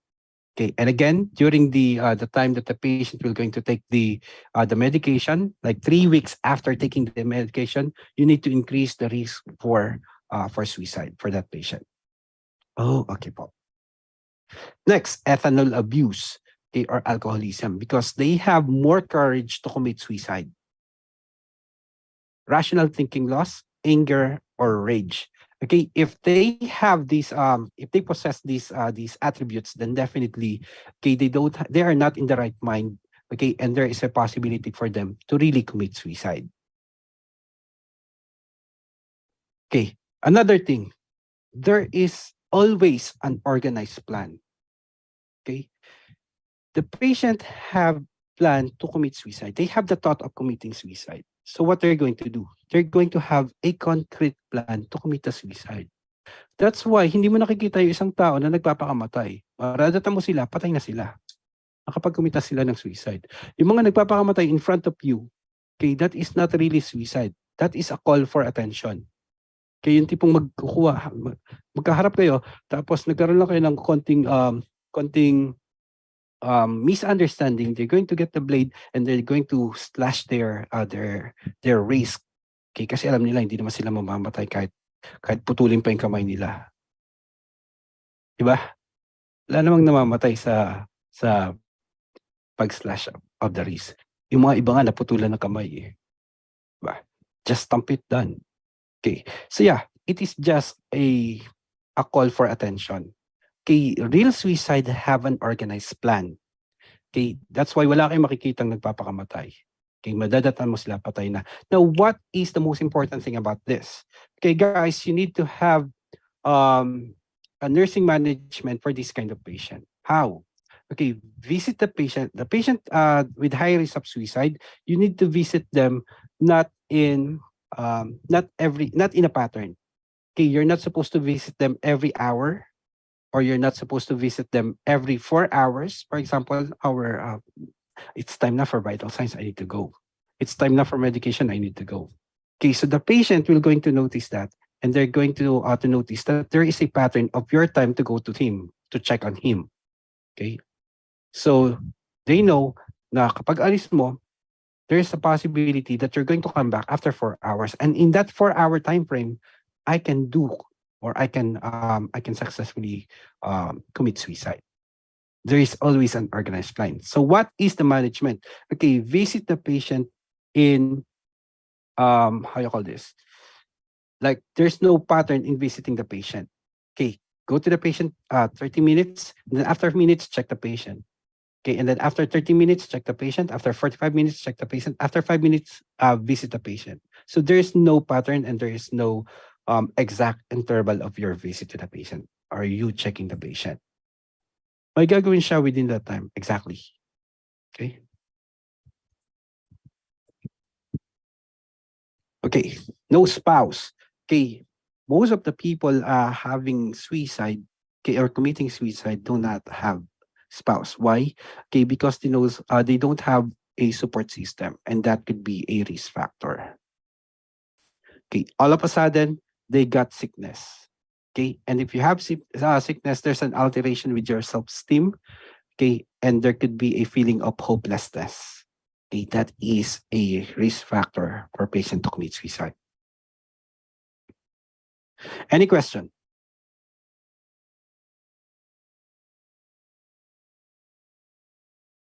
Man po.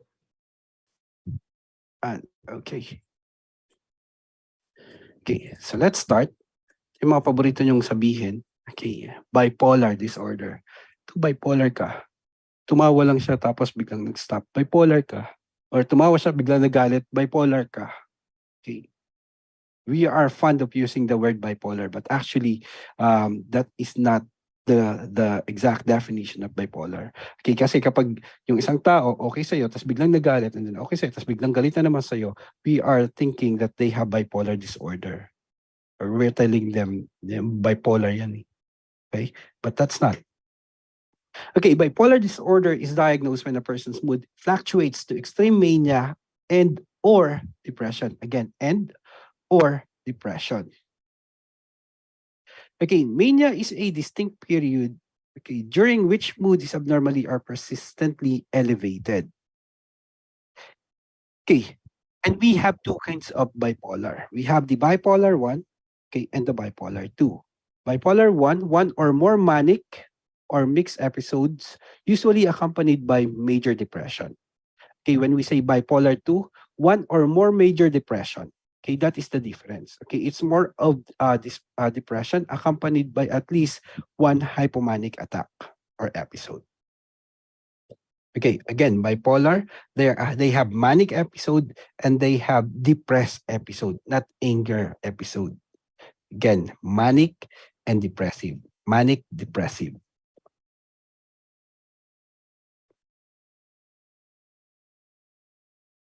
Okay, say we have the patient with bipolar disorder, and during this time they have depression. They are depressed. Okay, the neurotransmitter involved is serotonin and norepinephrine, and that is low. Okay, on the other hand, okay, if manic attack, okay, or manic episode, the norepinephrine is high. Appearance on depressed client, they are withdrawn. Okay, like the picture earlier. Okay, they're withdrawn, anhedonic. Okay, mania, they are really manic or hyperactive.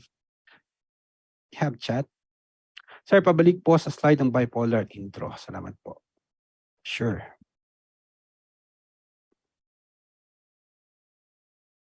This one?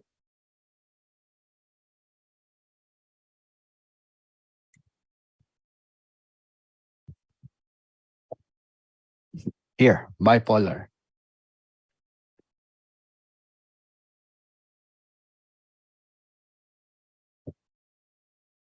Okay, bipolar 1, bipolar 2.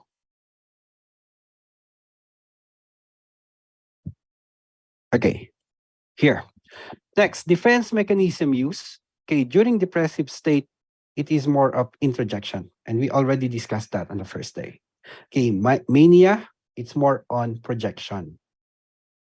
Next, do you still remember introjection, projection? Kalimutan na po nila. You still remember introjection and projection. Introjection, you are attributing one's deed or one's behavior as your own. Projection is like blaming others. Okay? Or you are putting the behavior or the attributes to someone else. Next, behavioral therapy. Okay, this is a manner of how we are going to deal with a patient. Depressive patient, you should have to use firm kindness.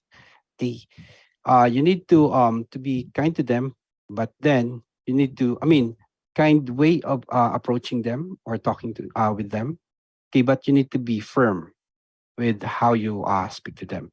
Actually, with depressive like suicide, we have this what we call 24-hour no suicide contract with our patient. Okay, so meaning you need to put in their mind, okay, firmly put into their mind that they cannot or they're not supposed to do suicide within the next 24 hours. 24 hours lang po. How about after 24 hours? Pwede na siya magpakamatay? Of course not. Okay, but it is a way of setting into their mind that they're not allowed, they're not supposed to do, or they're not supposed to commit suicide within the next 24-hour contract. Next 24 hours. So we call that no suicide, 24-hour contract, no suicide.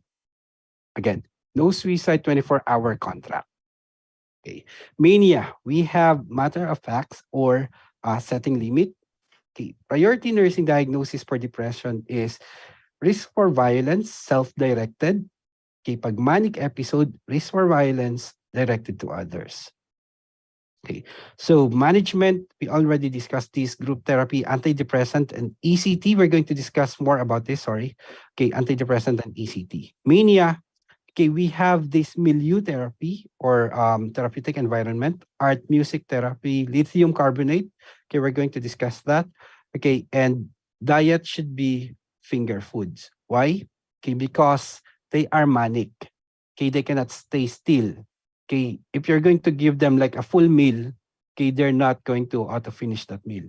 Okay, so there's going to be an alteration with their nutritional state. Then better for you to provide finger foods.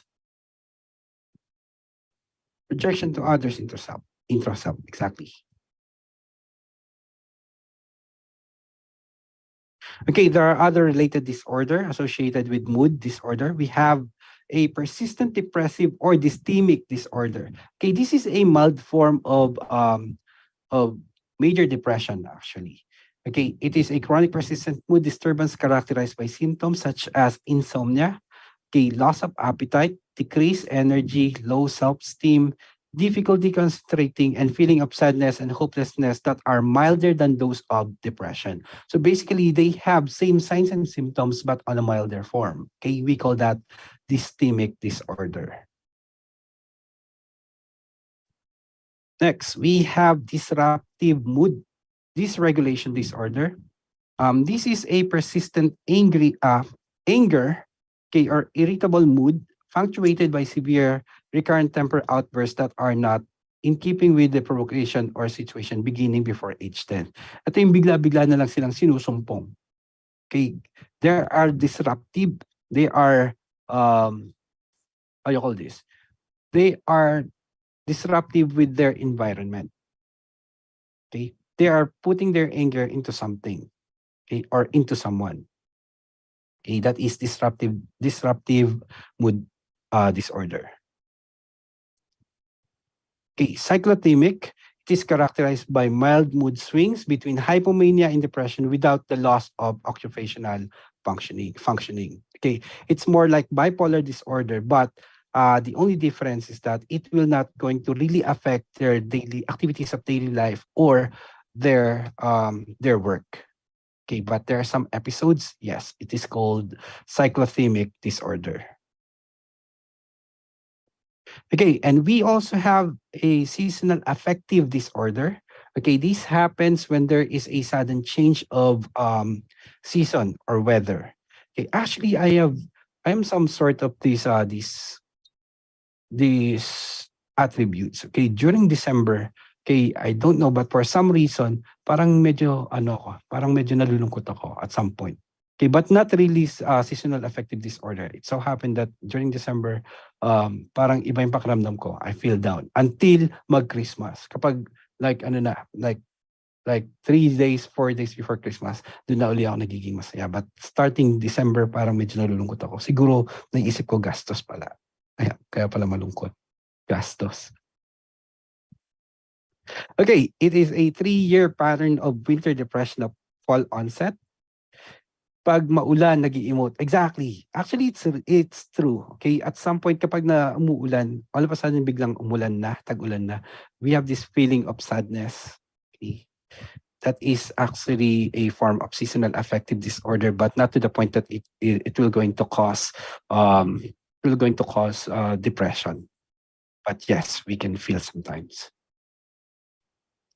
Okay, people experience increased sleep, appetite, or carbohydrate craving. So these are the people that will going to have weight gain naman. Okay, interpersonal conflict, irritability, heaviness in the extreme beginning in the late autumn, and abating in spring and summer. So medyo nawawala daw during spring and summer.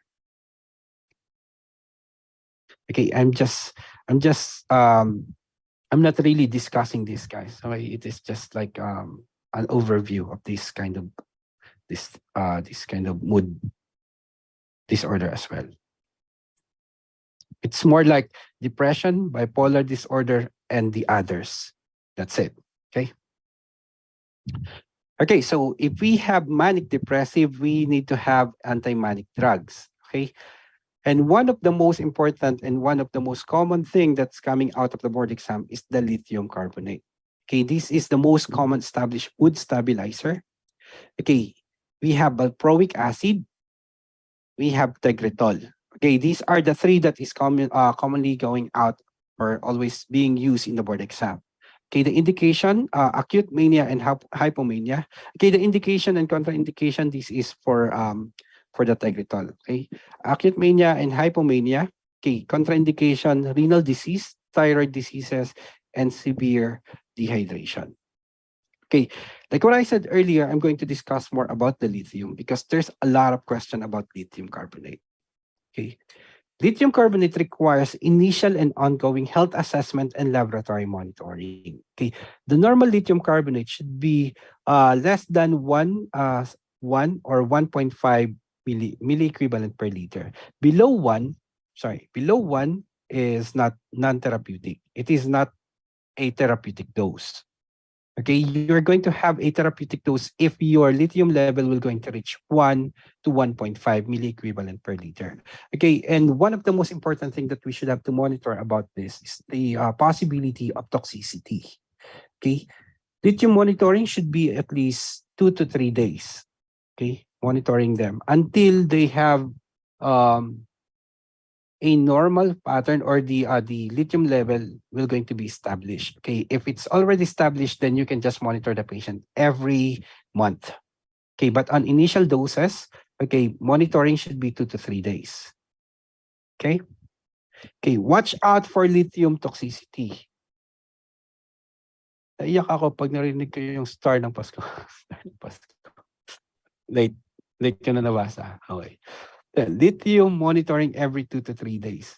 Okay, watch out for lithium toxicity. So what are those? Okay, lithium level reaching 2 milliequivalent per liter. Okay, that is a lithium, already a toxicity. Okay, signs and symptoms, we have lethargy. Okay, muscle weakness, coarse hand tremors. Okay, and the drug of choice is mannitol. Okay, Diamox. Please take note of this. Highlight this.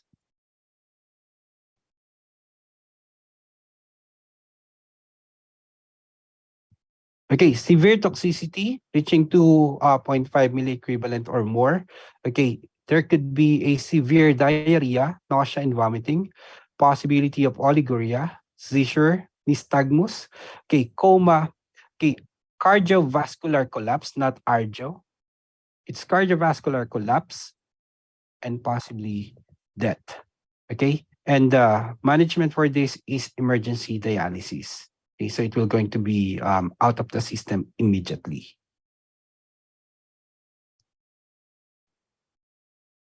Next, we have the antidepressants. Guys, there's a lot of antidepressants, but that is categorized into three.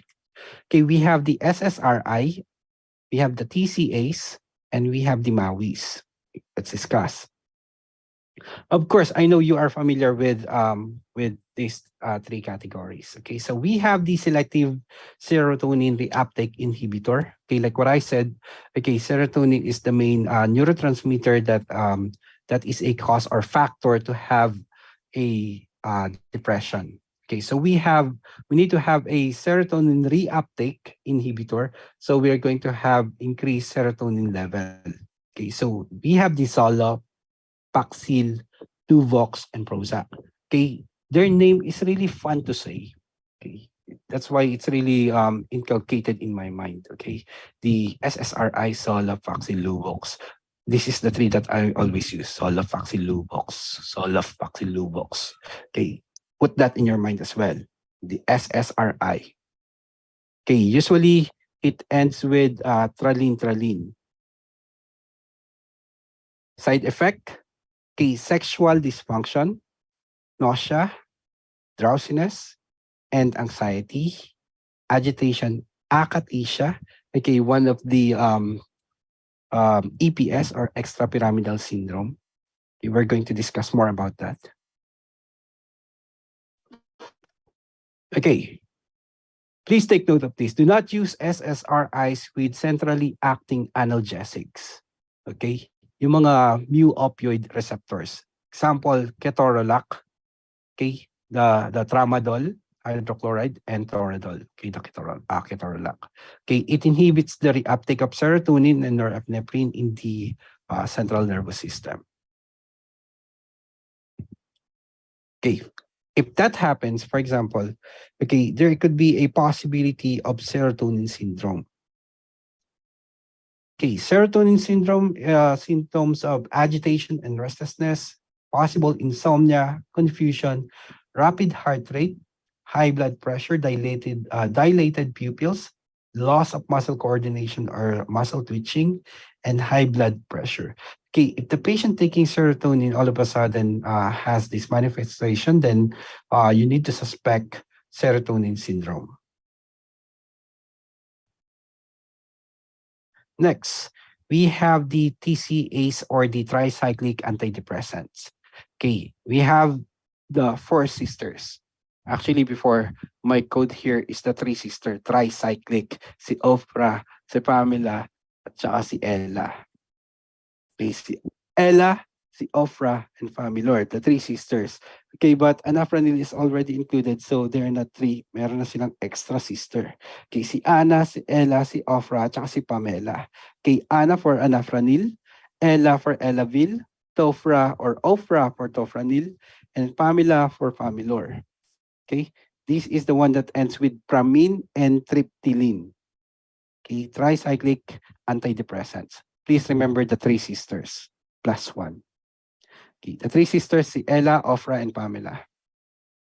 Okay, please watch out for anticholinergic side effects. Okay, like dry mouth, blurred vision, and urinary retention. Okay, this is what I'm trying to say earlier. Increase fluid intake, use sunglasses. Okay, there is a possibility of orthostatic hypotension, cardiac arrhythmias, and sexual dysfunction. Okay, please take note, among the antidepressants, TCA is the one that might going to cause cardiac arrhythmias. Okay. Lumabas na siya sa board exam before.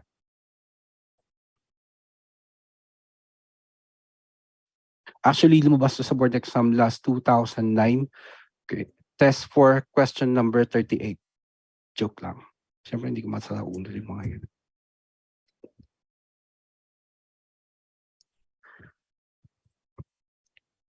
Next, anticholinergic adverse effect. Okay, this is one of the most important thing when it comes to antidepressants in general. Okay, but specifically, it's more of TCAs.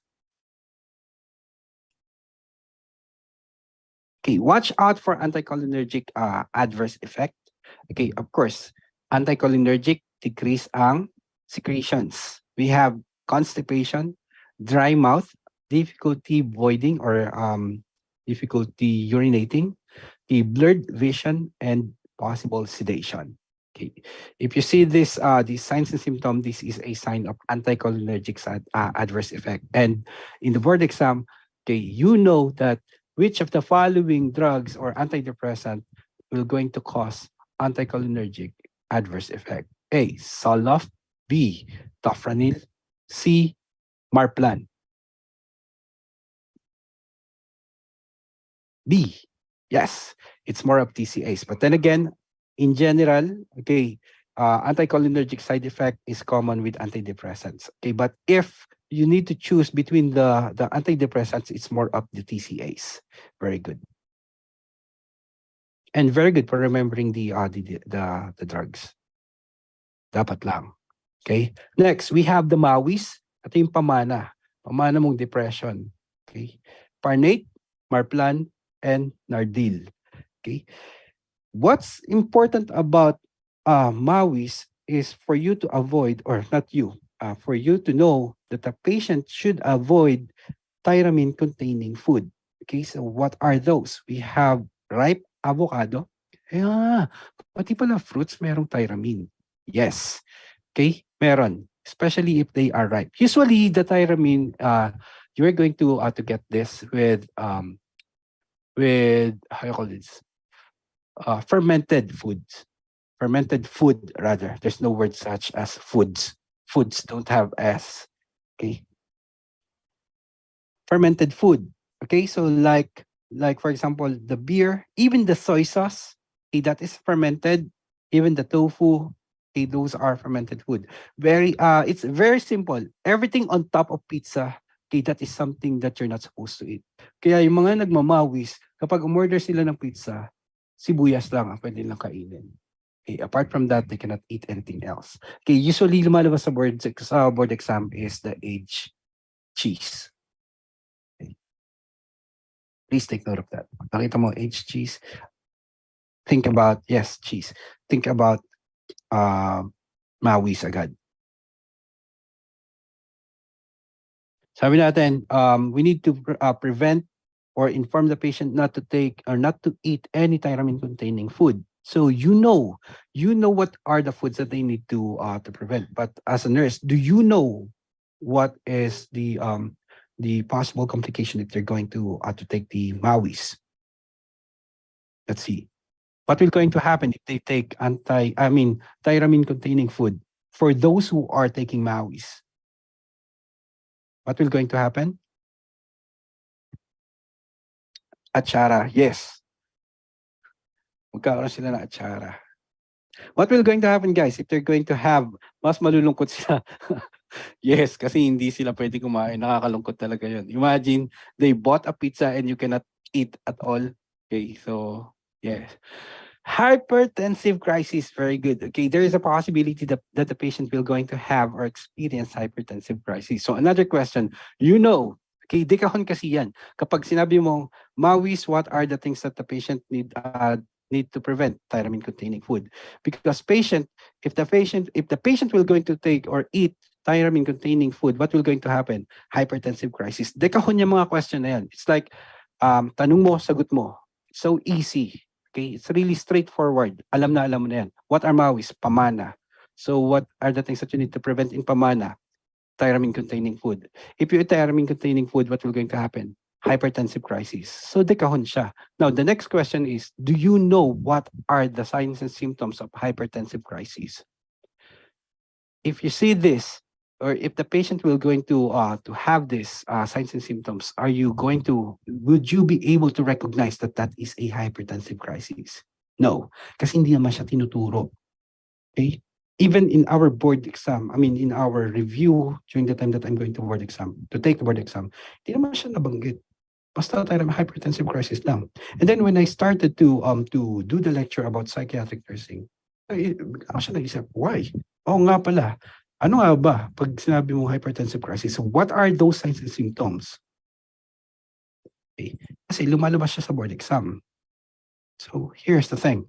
Okay, hypertensive crisis, you are going to notice this or you're going to recognize these signs and symptoms.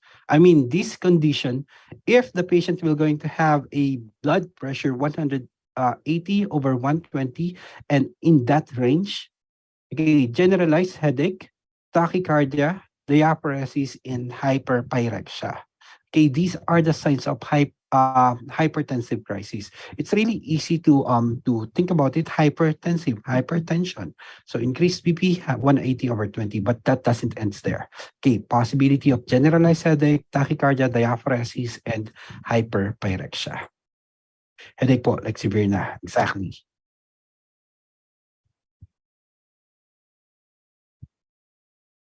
Okay, the mawis cannot be given in combination with other mawis or other TCAs.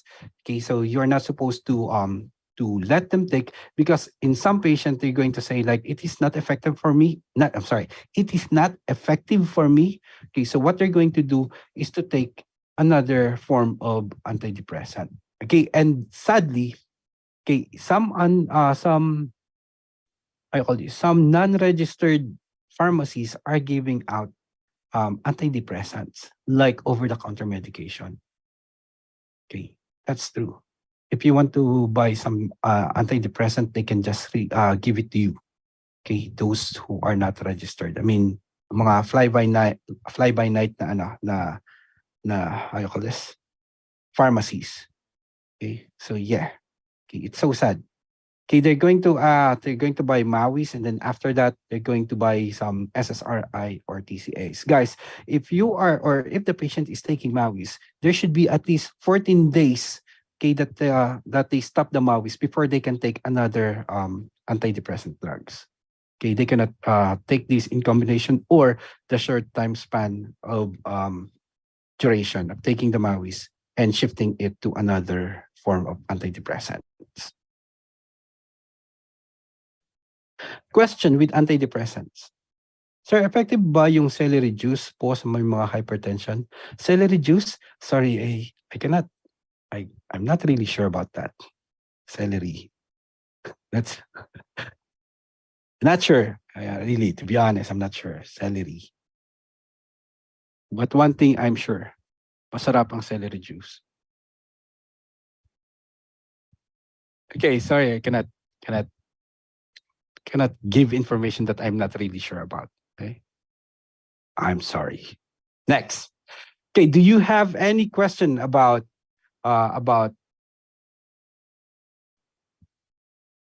antidepressants?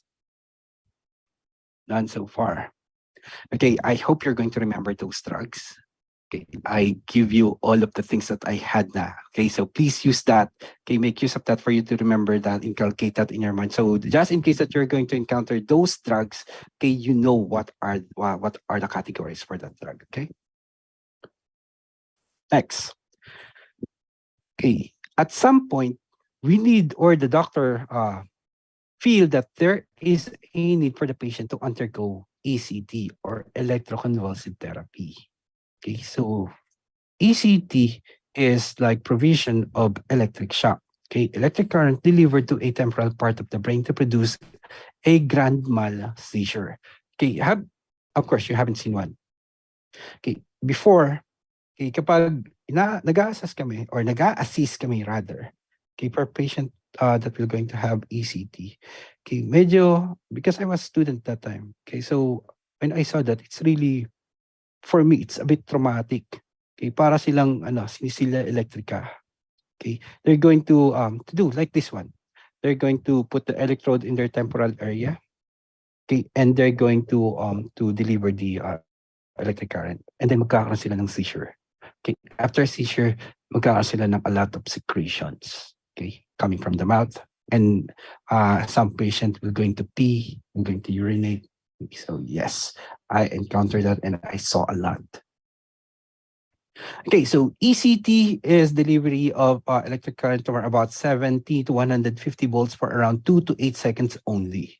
Okay, that quick. Okay, mabilis na mabilis lang yan. Kapag paglagay sa temporal area, charge, stop.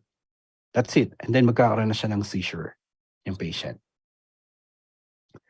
Okay, they said that electroconvulsive therapy will going to increase the or will going to decrease the symptoms of the depression. That is why if the patient is too depressed, okay, they're going to order, the doctor will going to order to have ECT for the patient. Okay, so indication is major depression, depressive stupor, catatonia. Okay, catatonic, those patients that are not moving, delusions, patients with delusions, and high suicidal potential client or patient. Okay, severe mania not controlled by a medication.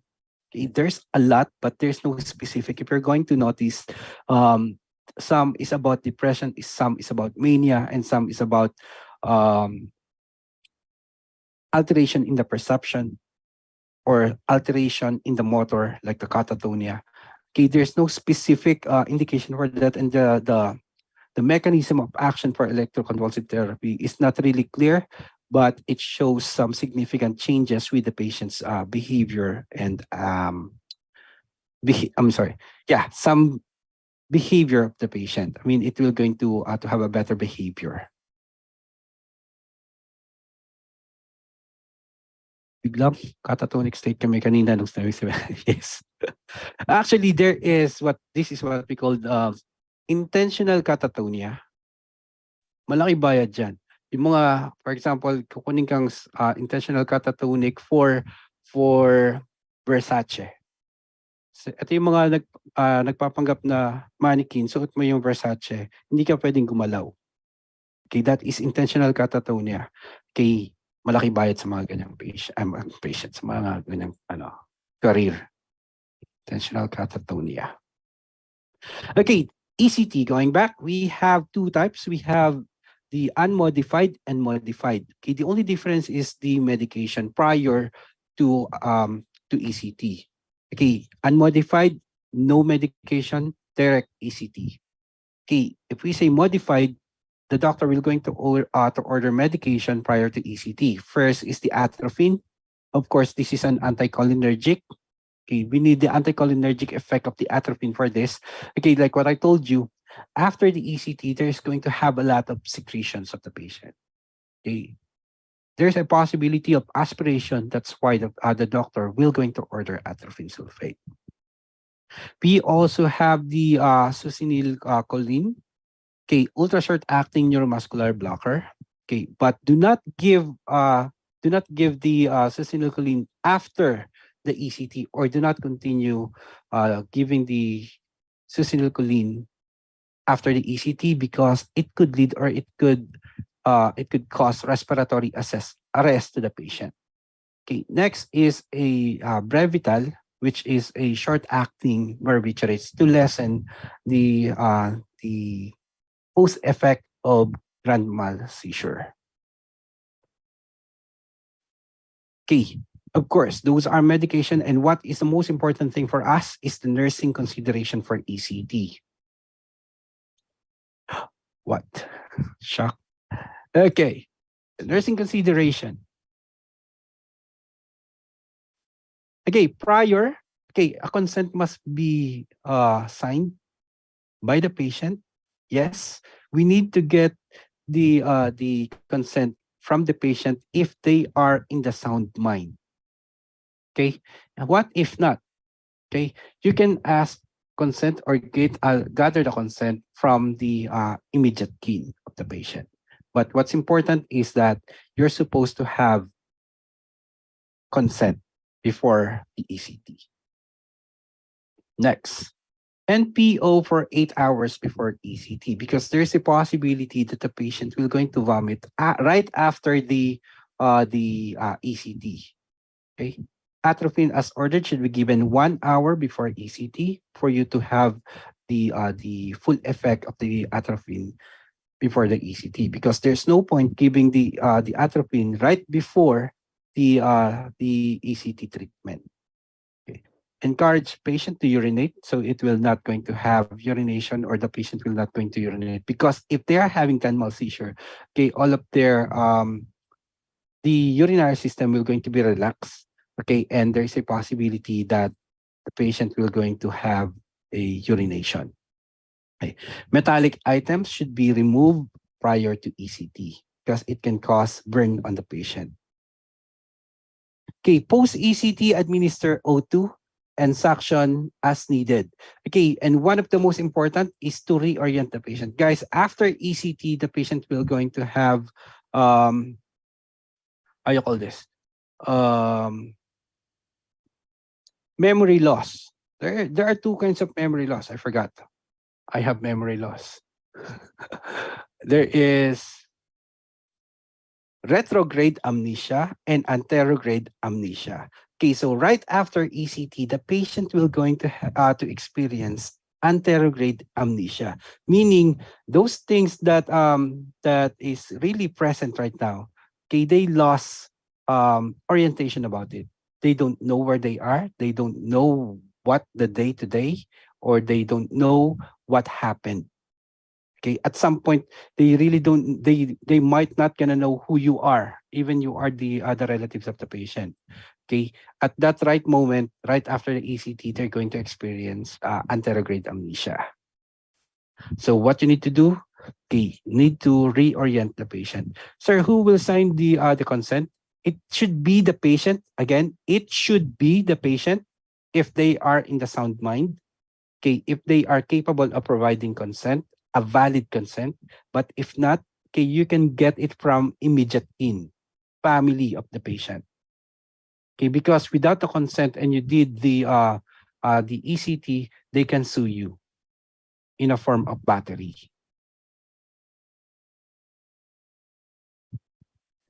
Next. Sir, is it okay for the nurse to obtain the consent and not the doctor? The consent should be secured by the doctor. Nurses, our main role is to be a witness for the consent. Okay, not only for the ECT but for all the procedure, even in the hospital. So if you are seeing nurses getting the consent from the patient, that is not the right practice. Okay, because again, in every procedure that the doctor prescribed or the doctor advised to do or ordered to do, the doctor should be the one to get the consent. Our role is to reinforce the information. I mean, reinforce the knowledge of the patient by giving them more information about the consent, and for you to be the witness of getting the consent. That is our main role when it comes to consent in general, not only for the ECT, but in all procedure. Okay?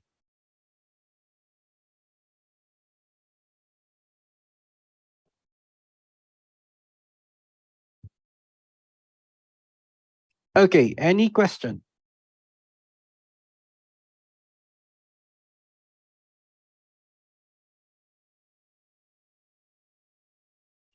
None, none, none. Okay.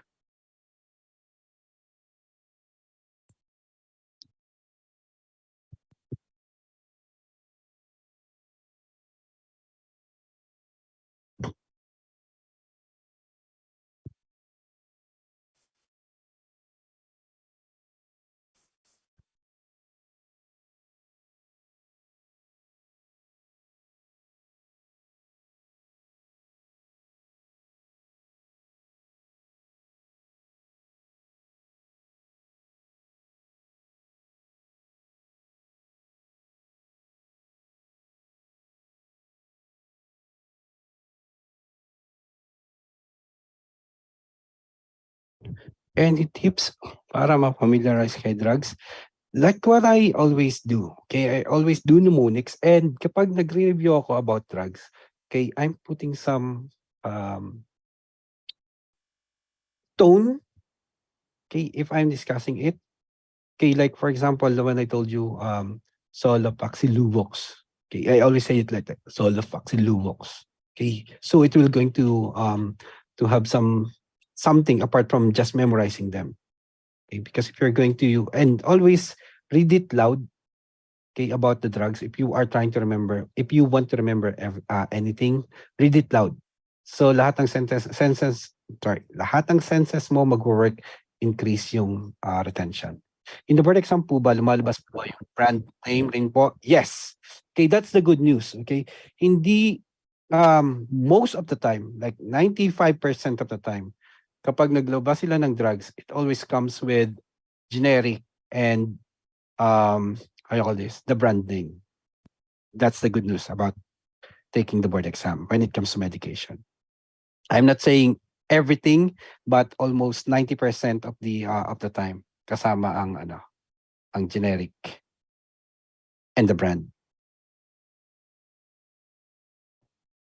Binibigay lang every morning.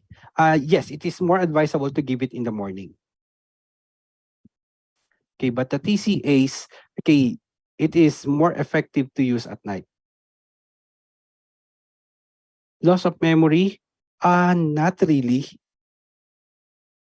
Not really. I haven't encountered antidepressant that causing loss of memory. But I'm not saying that there's none, but I'm not really sure. I haven't encountered one. Kung sabihin ko, wala. And then you're going to search. Of course, things are easily available right now.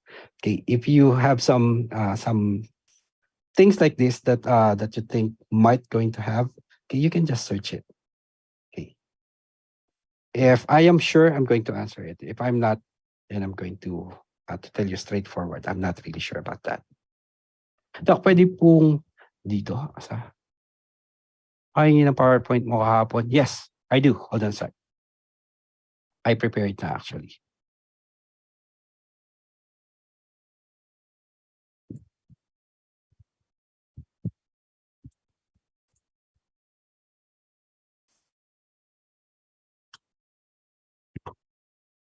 Okay, so these are the PowerPoints from yesterday. Class president tried to message me So I can give you the things that I discussed today. Message me. This is my ano,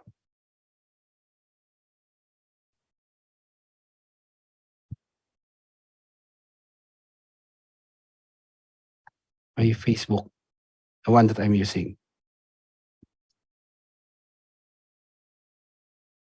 Yes, it's recorded. Okay, class president messaged me, but please introduce yourself. Not really introduce yourself. I mean, inform me about your year and section, so at least I know who am I sending the lecture. So I'm going to expect messages from the class president from section 1 to 10. I mean 1 to 7 for this day. Okay, let's go back to lecture. We have a lot more actually.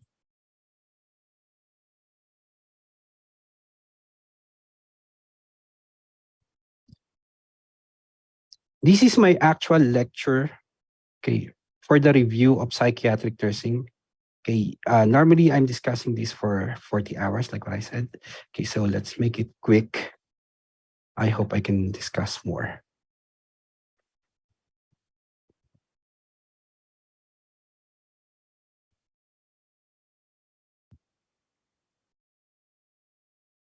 All right, can you see my screen? Yes po, Doc. All right, thank you. I'm sorry, it's not in the PowerPoint. I just don't have much time to put this in a PowerPoint, but I'm going to do this and send this to you. Okay, let's talk about common psychiatric disorder of children. Okay, so let's have the autism. Okay, this is what we called a child schizophrenia. They have same features, okay, but this is with the kids. Okay, okay.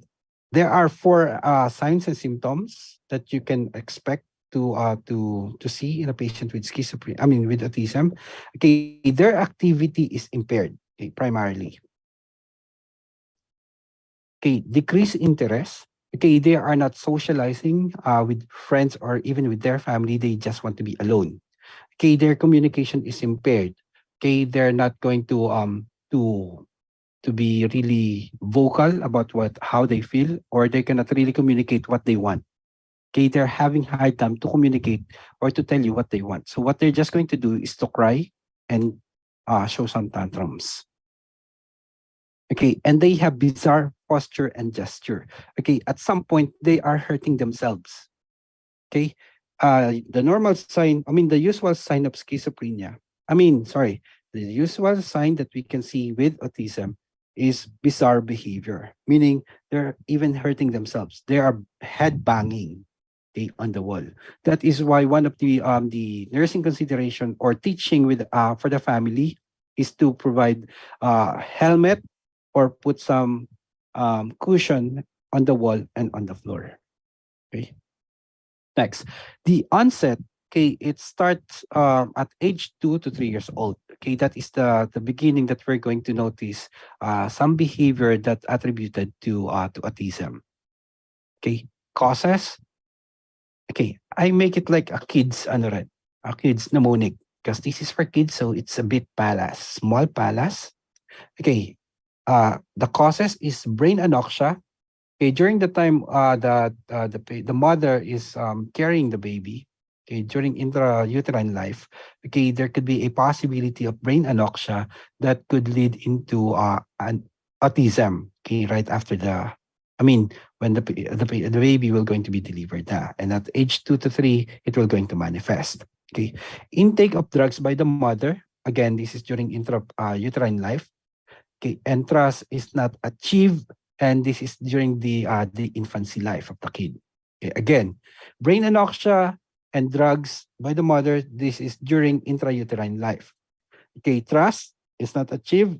Okay, remember our psychosocial task. Okay, the trust versus mistrust. Okay, that could be one of the possible reason why the patient um, develop the autism.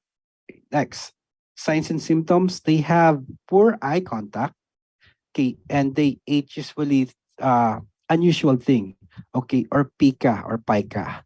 Okay, they're eating even non-edible food. Okay, I mean non-edible thing. Okay, so they're eating things that they're not supposed to eat.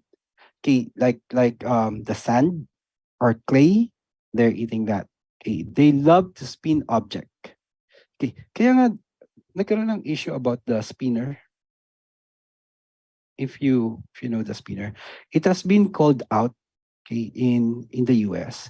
So in Amazon, for example, they are not really allowed to sell the spinner anymore. Okay, because there is a study that the spinner is promoting autism now. Okay. But actually I tried that. It's relaxing. Pre-pandemic. Yeah. Yeah. The spinner. Pasong pudok. Anong pasong? Ng slide ay ng ano. Yeah, sure.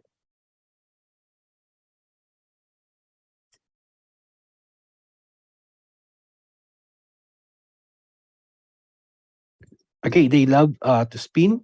Okay, attachment to inanimate object. Okay, they are really attached not with their family but with an inanimate object. That if you're going to take it out from them, they're going to show tantrums.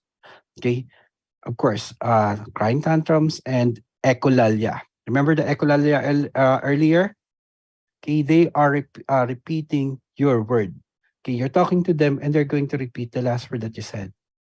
Okay, that's why we said that there is an impeach or impaired communication. Okay, there's in consideration. Okay, we need to promote communication, talk to them as much as possible, encourage them to verbalize. Okay, even if they are not talking to you, still talk to them. So in time, you're going to gain their trust, and they're going to talk to you as well. They're going to talk to you back. Okay, what's important is for you to gain their trust. Okay, provide helmet like what I said, or cushion. Okay, cushion in the wall, cushion on the floor. Okay, and daily routine. If you're going to deal with autistic patient or autistic child, okay, you need to give them easy to achieve task. Okay, easy to complete task. Okay, simple thing like even simple toothbrushing. Okay, you need to give that. You need to inform them that that is their task for this morning. So simple thing that they can finish. So they're going to have they're not going to have tantrums, because if you're going to give something that they're not going to really finish or not going to be achieved, okay, it will going to cause it will going to aggravate the symptoms of the kid, okay, and they're going to show tantrums. Okay. Next, we have mental retardation. Okay. Neurobiological disorder characterized by IQ less than 70. Okay, it occurred before the age of 18. Okay. Pasok daw. Okay, causes, anoxia. Okay, so if you're going to notice, most of the pediatric psychiatric symptoms and disorder, it is brought about by brain anoxia. Yes, I heard. Okay, so brain damage from various causes. Okay, maternal complication, neurologic impairment, nutritional deficiency, plumbism. Okay, are you familiar with plumbism? It's plumbism actually. No po. Yes, that's right. No po. Okay, it is lead poisoning. Okay, lumabas na sa board exam. Okay, the patient, which one, paano ba siya dineliver sa board exam? Like, which of the following patient is high risk for plumbism? Okay. A, patient living in the old house. B, patient in a new environment or new house, how do you call that? New facility, or C, patient using pencils most of the time.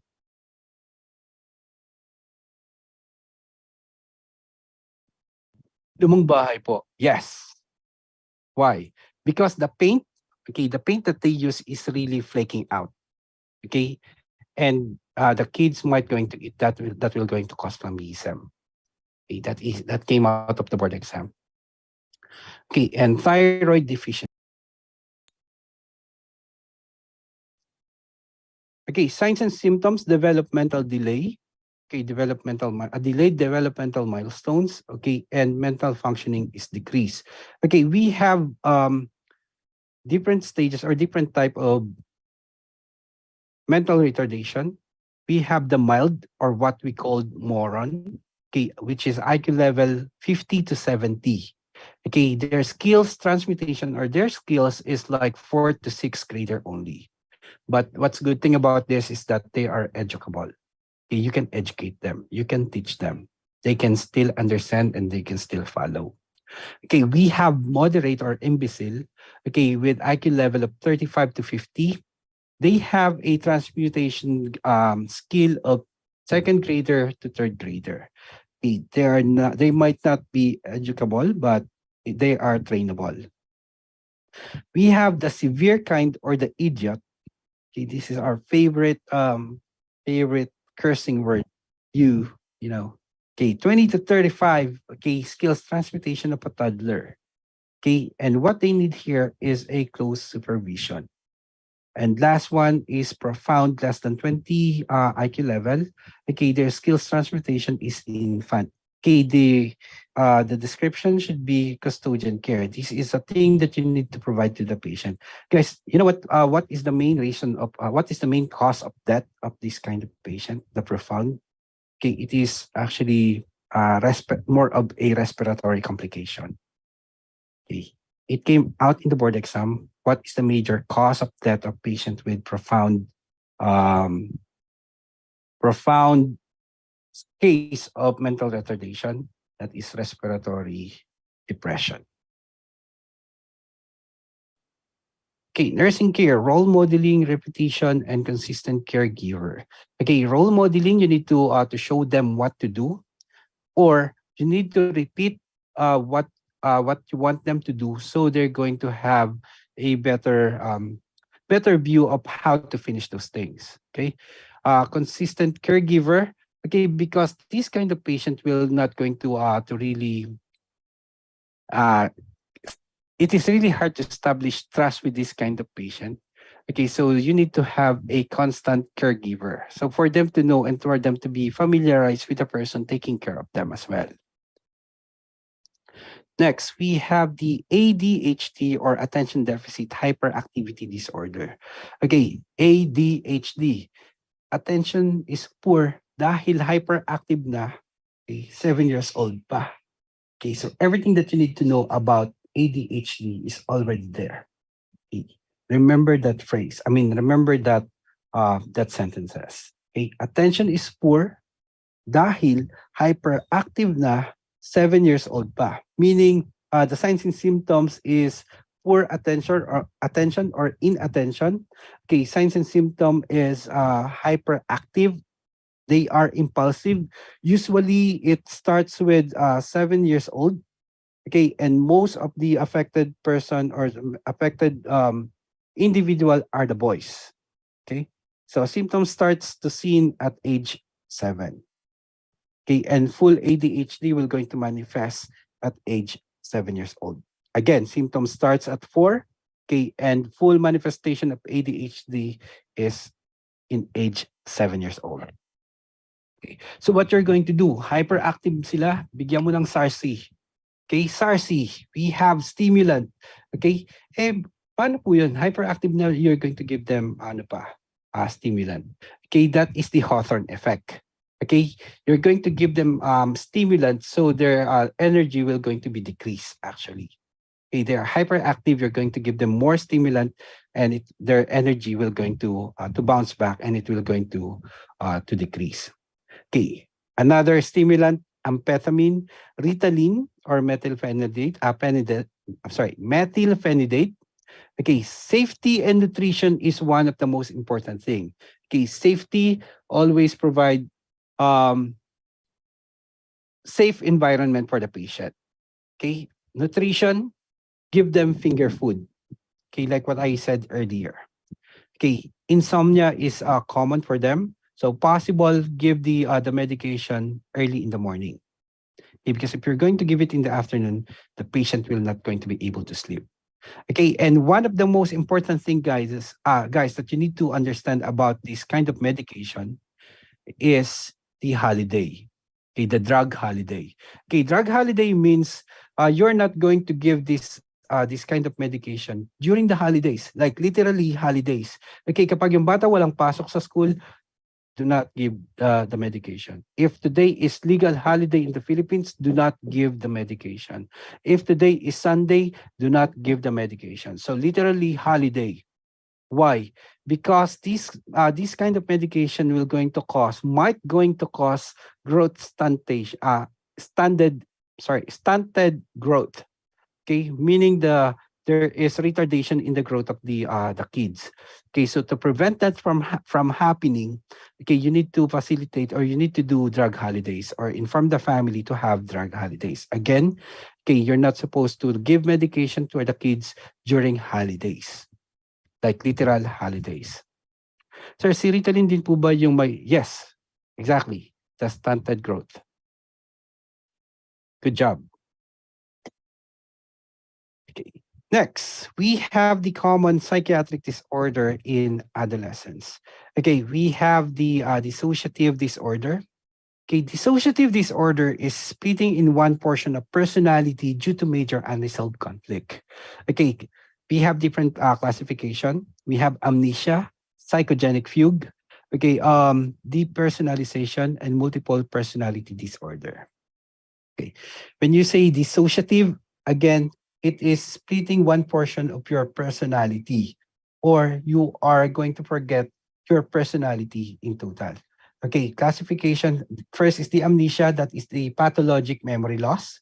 Okay, psychogenic fugue. This is unexpected travel to to other places away from home that develops, and you are going to develop new identity. I actually experienced this. I am thinking I experienced this before. Okay, because I have this bad experience here in Manila, in Lagro, because I'm originally from Olongapo City, and so happened that I studied in Lagro near Fatima. Okay, and I I have a bad experience there. Okay, actually, medyo ano kasi ako, medyo makulit ako. Oh, makulit, medyo mabait. Parang makulit na mabait. And then when I experience some bad thing, and it's totally not good for me, and I cannot bear it anymore. Okay, I went back to Olongapo City. And when I come back to Olongapo, I felt like I am a totally different person from who I was when I was in Lagro. Okay, medyo naging ano ako, medyo naging strict, and ano, I'm not I'm not really communicating with people of my same age.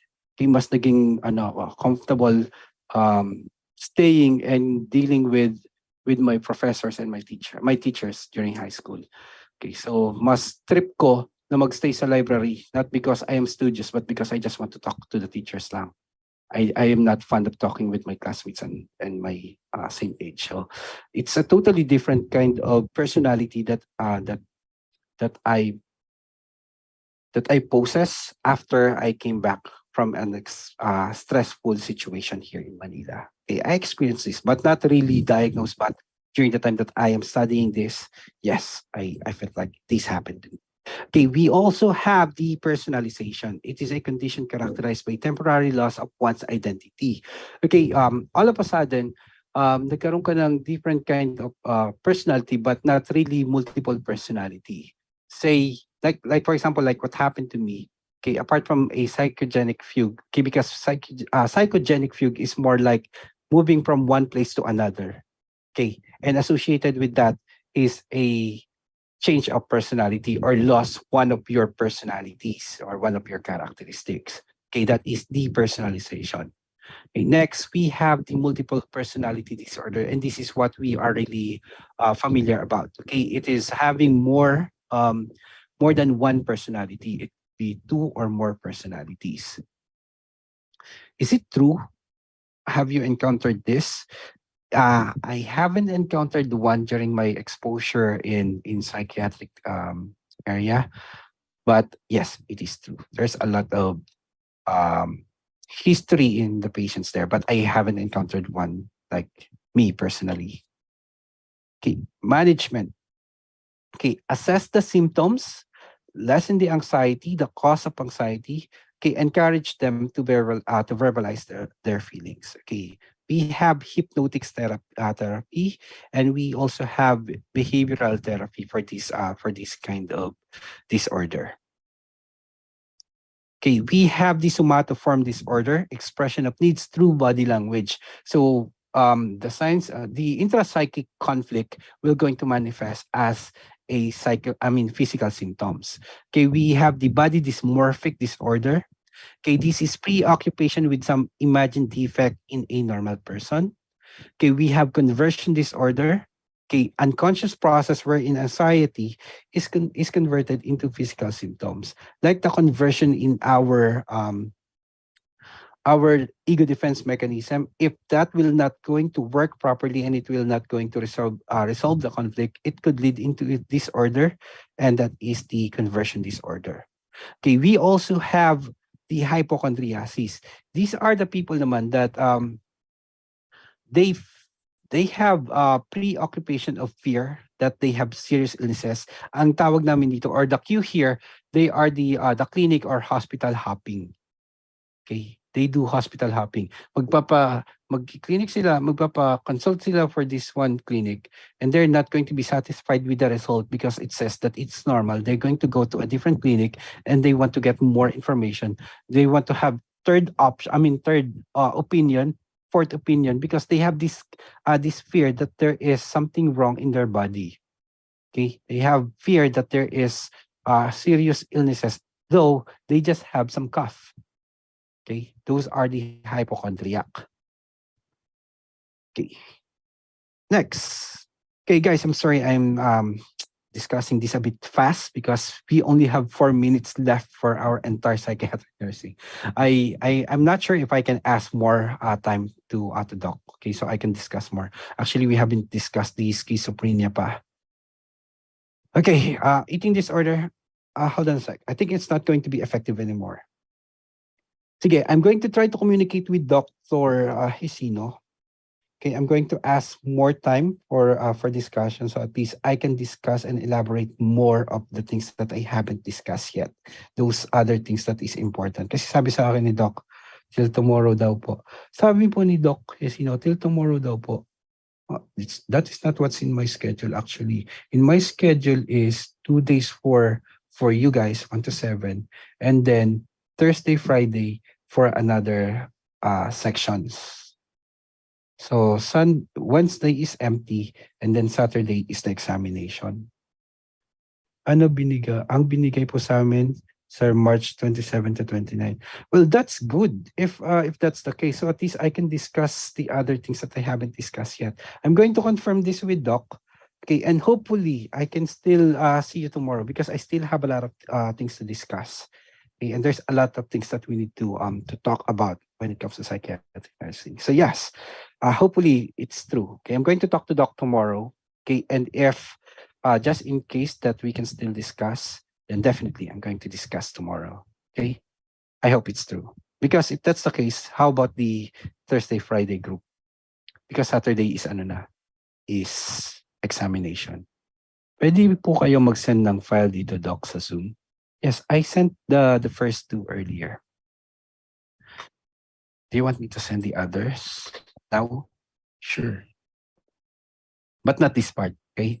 Not the one that I'm discussing now in my here, because this is my lecture for the entire how you call this? Nursing review. If I'm going to give this to you, baka pag nakita niyo ako sa review center, hindi na kayo makinig. Meron na akong lecture nito, kaya I'm not going to listen to him anymore. So yeah, I'm going to send you this thing, the earlier, the one that we discussed earlier. So at least you have the copy na.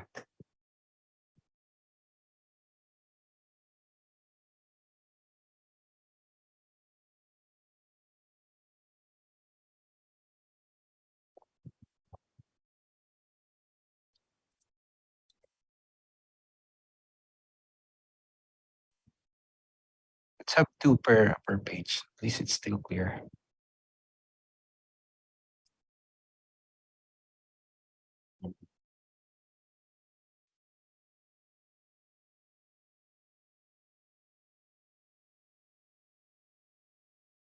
Saan na yun? Wala.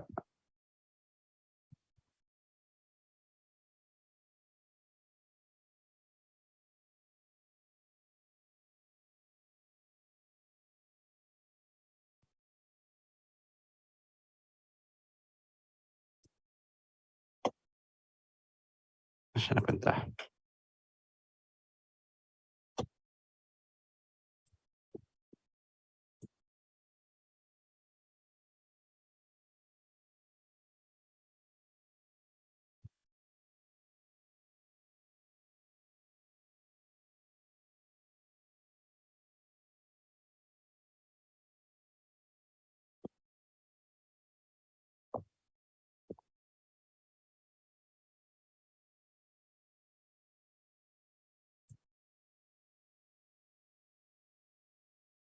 Saglit lang ah.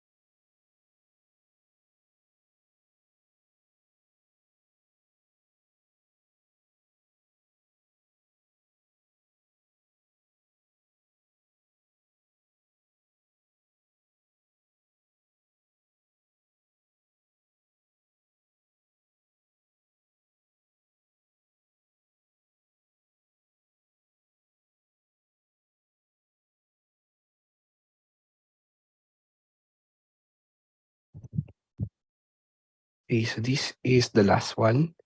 And the third one,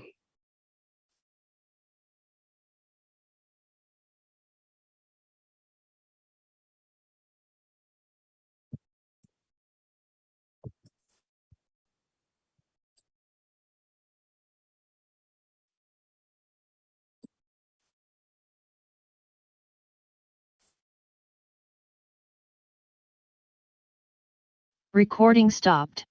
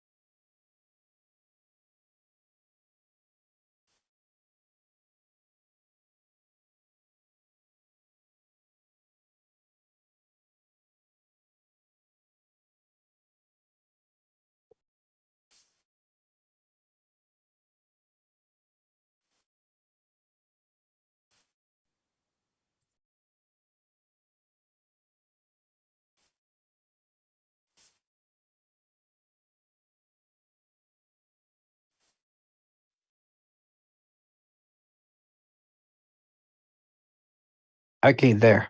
Okay, so you have all the slides that I presented earlier. So marami ka pa po bang ilalagay sa drugs sa posters? Secret. Bakit ko sasabihin? Yeah, I'm going to put some things there that are important. So yeah, just a review lang guys. Okay, don't worry, ano lang naman. Tawag nito. Makakatulong naman siya sa inyo. Practice taking the test. it is important for you to practice taking exam because nakakatamad siya. I mean, nakakaantok siya during examination talaga. Like straight 300 items you're going to answer in a whole day. Okay, nakakaantok siya. So practice taking the examination. Okay, and when it comes to the content, okay, the things that we are giving you, okay, especially in the enhancement like this, okay, are the things that is always coming out of the board exam. So if you're having hard time right now, okay, be thankful because in the board exam, it is gonna be easy for you all. It's true. Baka sabihin nyo, mas madali pa pala yung board exam kaysa sa binibigay sa amin during the time that we do the review and lecture. Okay, yes, it's true. Pero kunyari lang yan. Akala nyo lang na,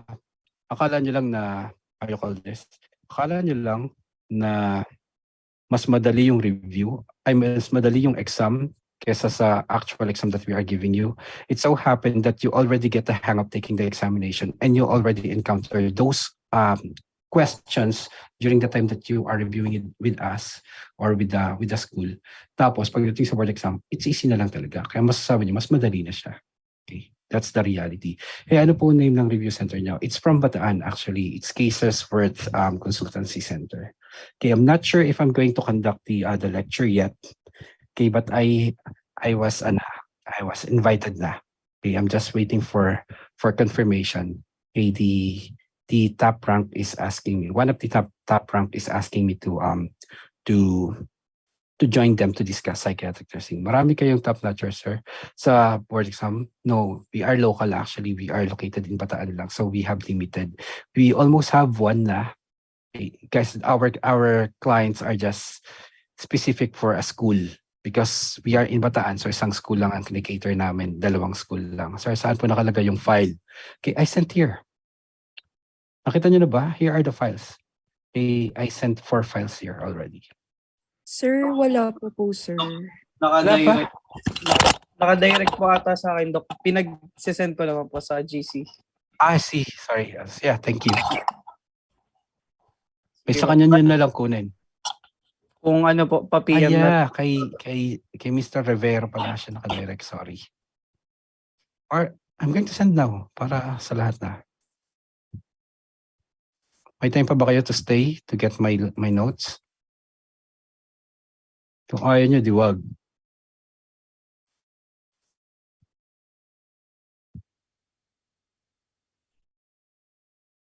Ba't ganun? Okay, I'm trying to click everyone in the meeting. But when I click the file, and joke lang.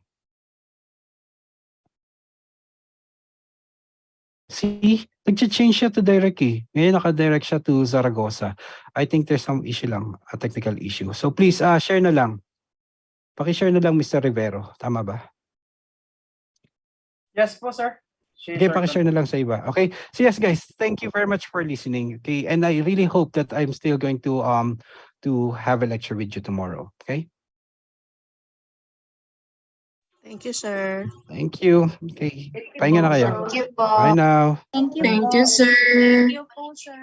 Thank you, sir. Bye, Doc. Thank you po. Bye.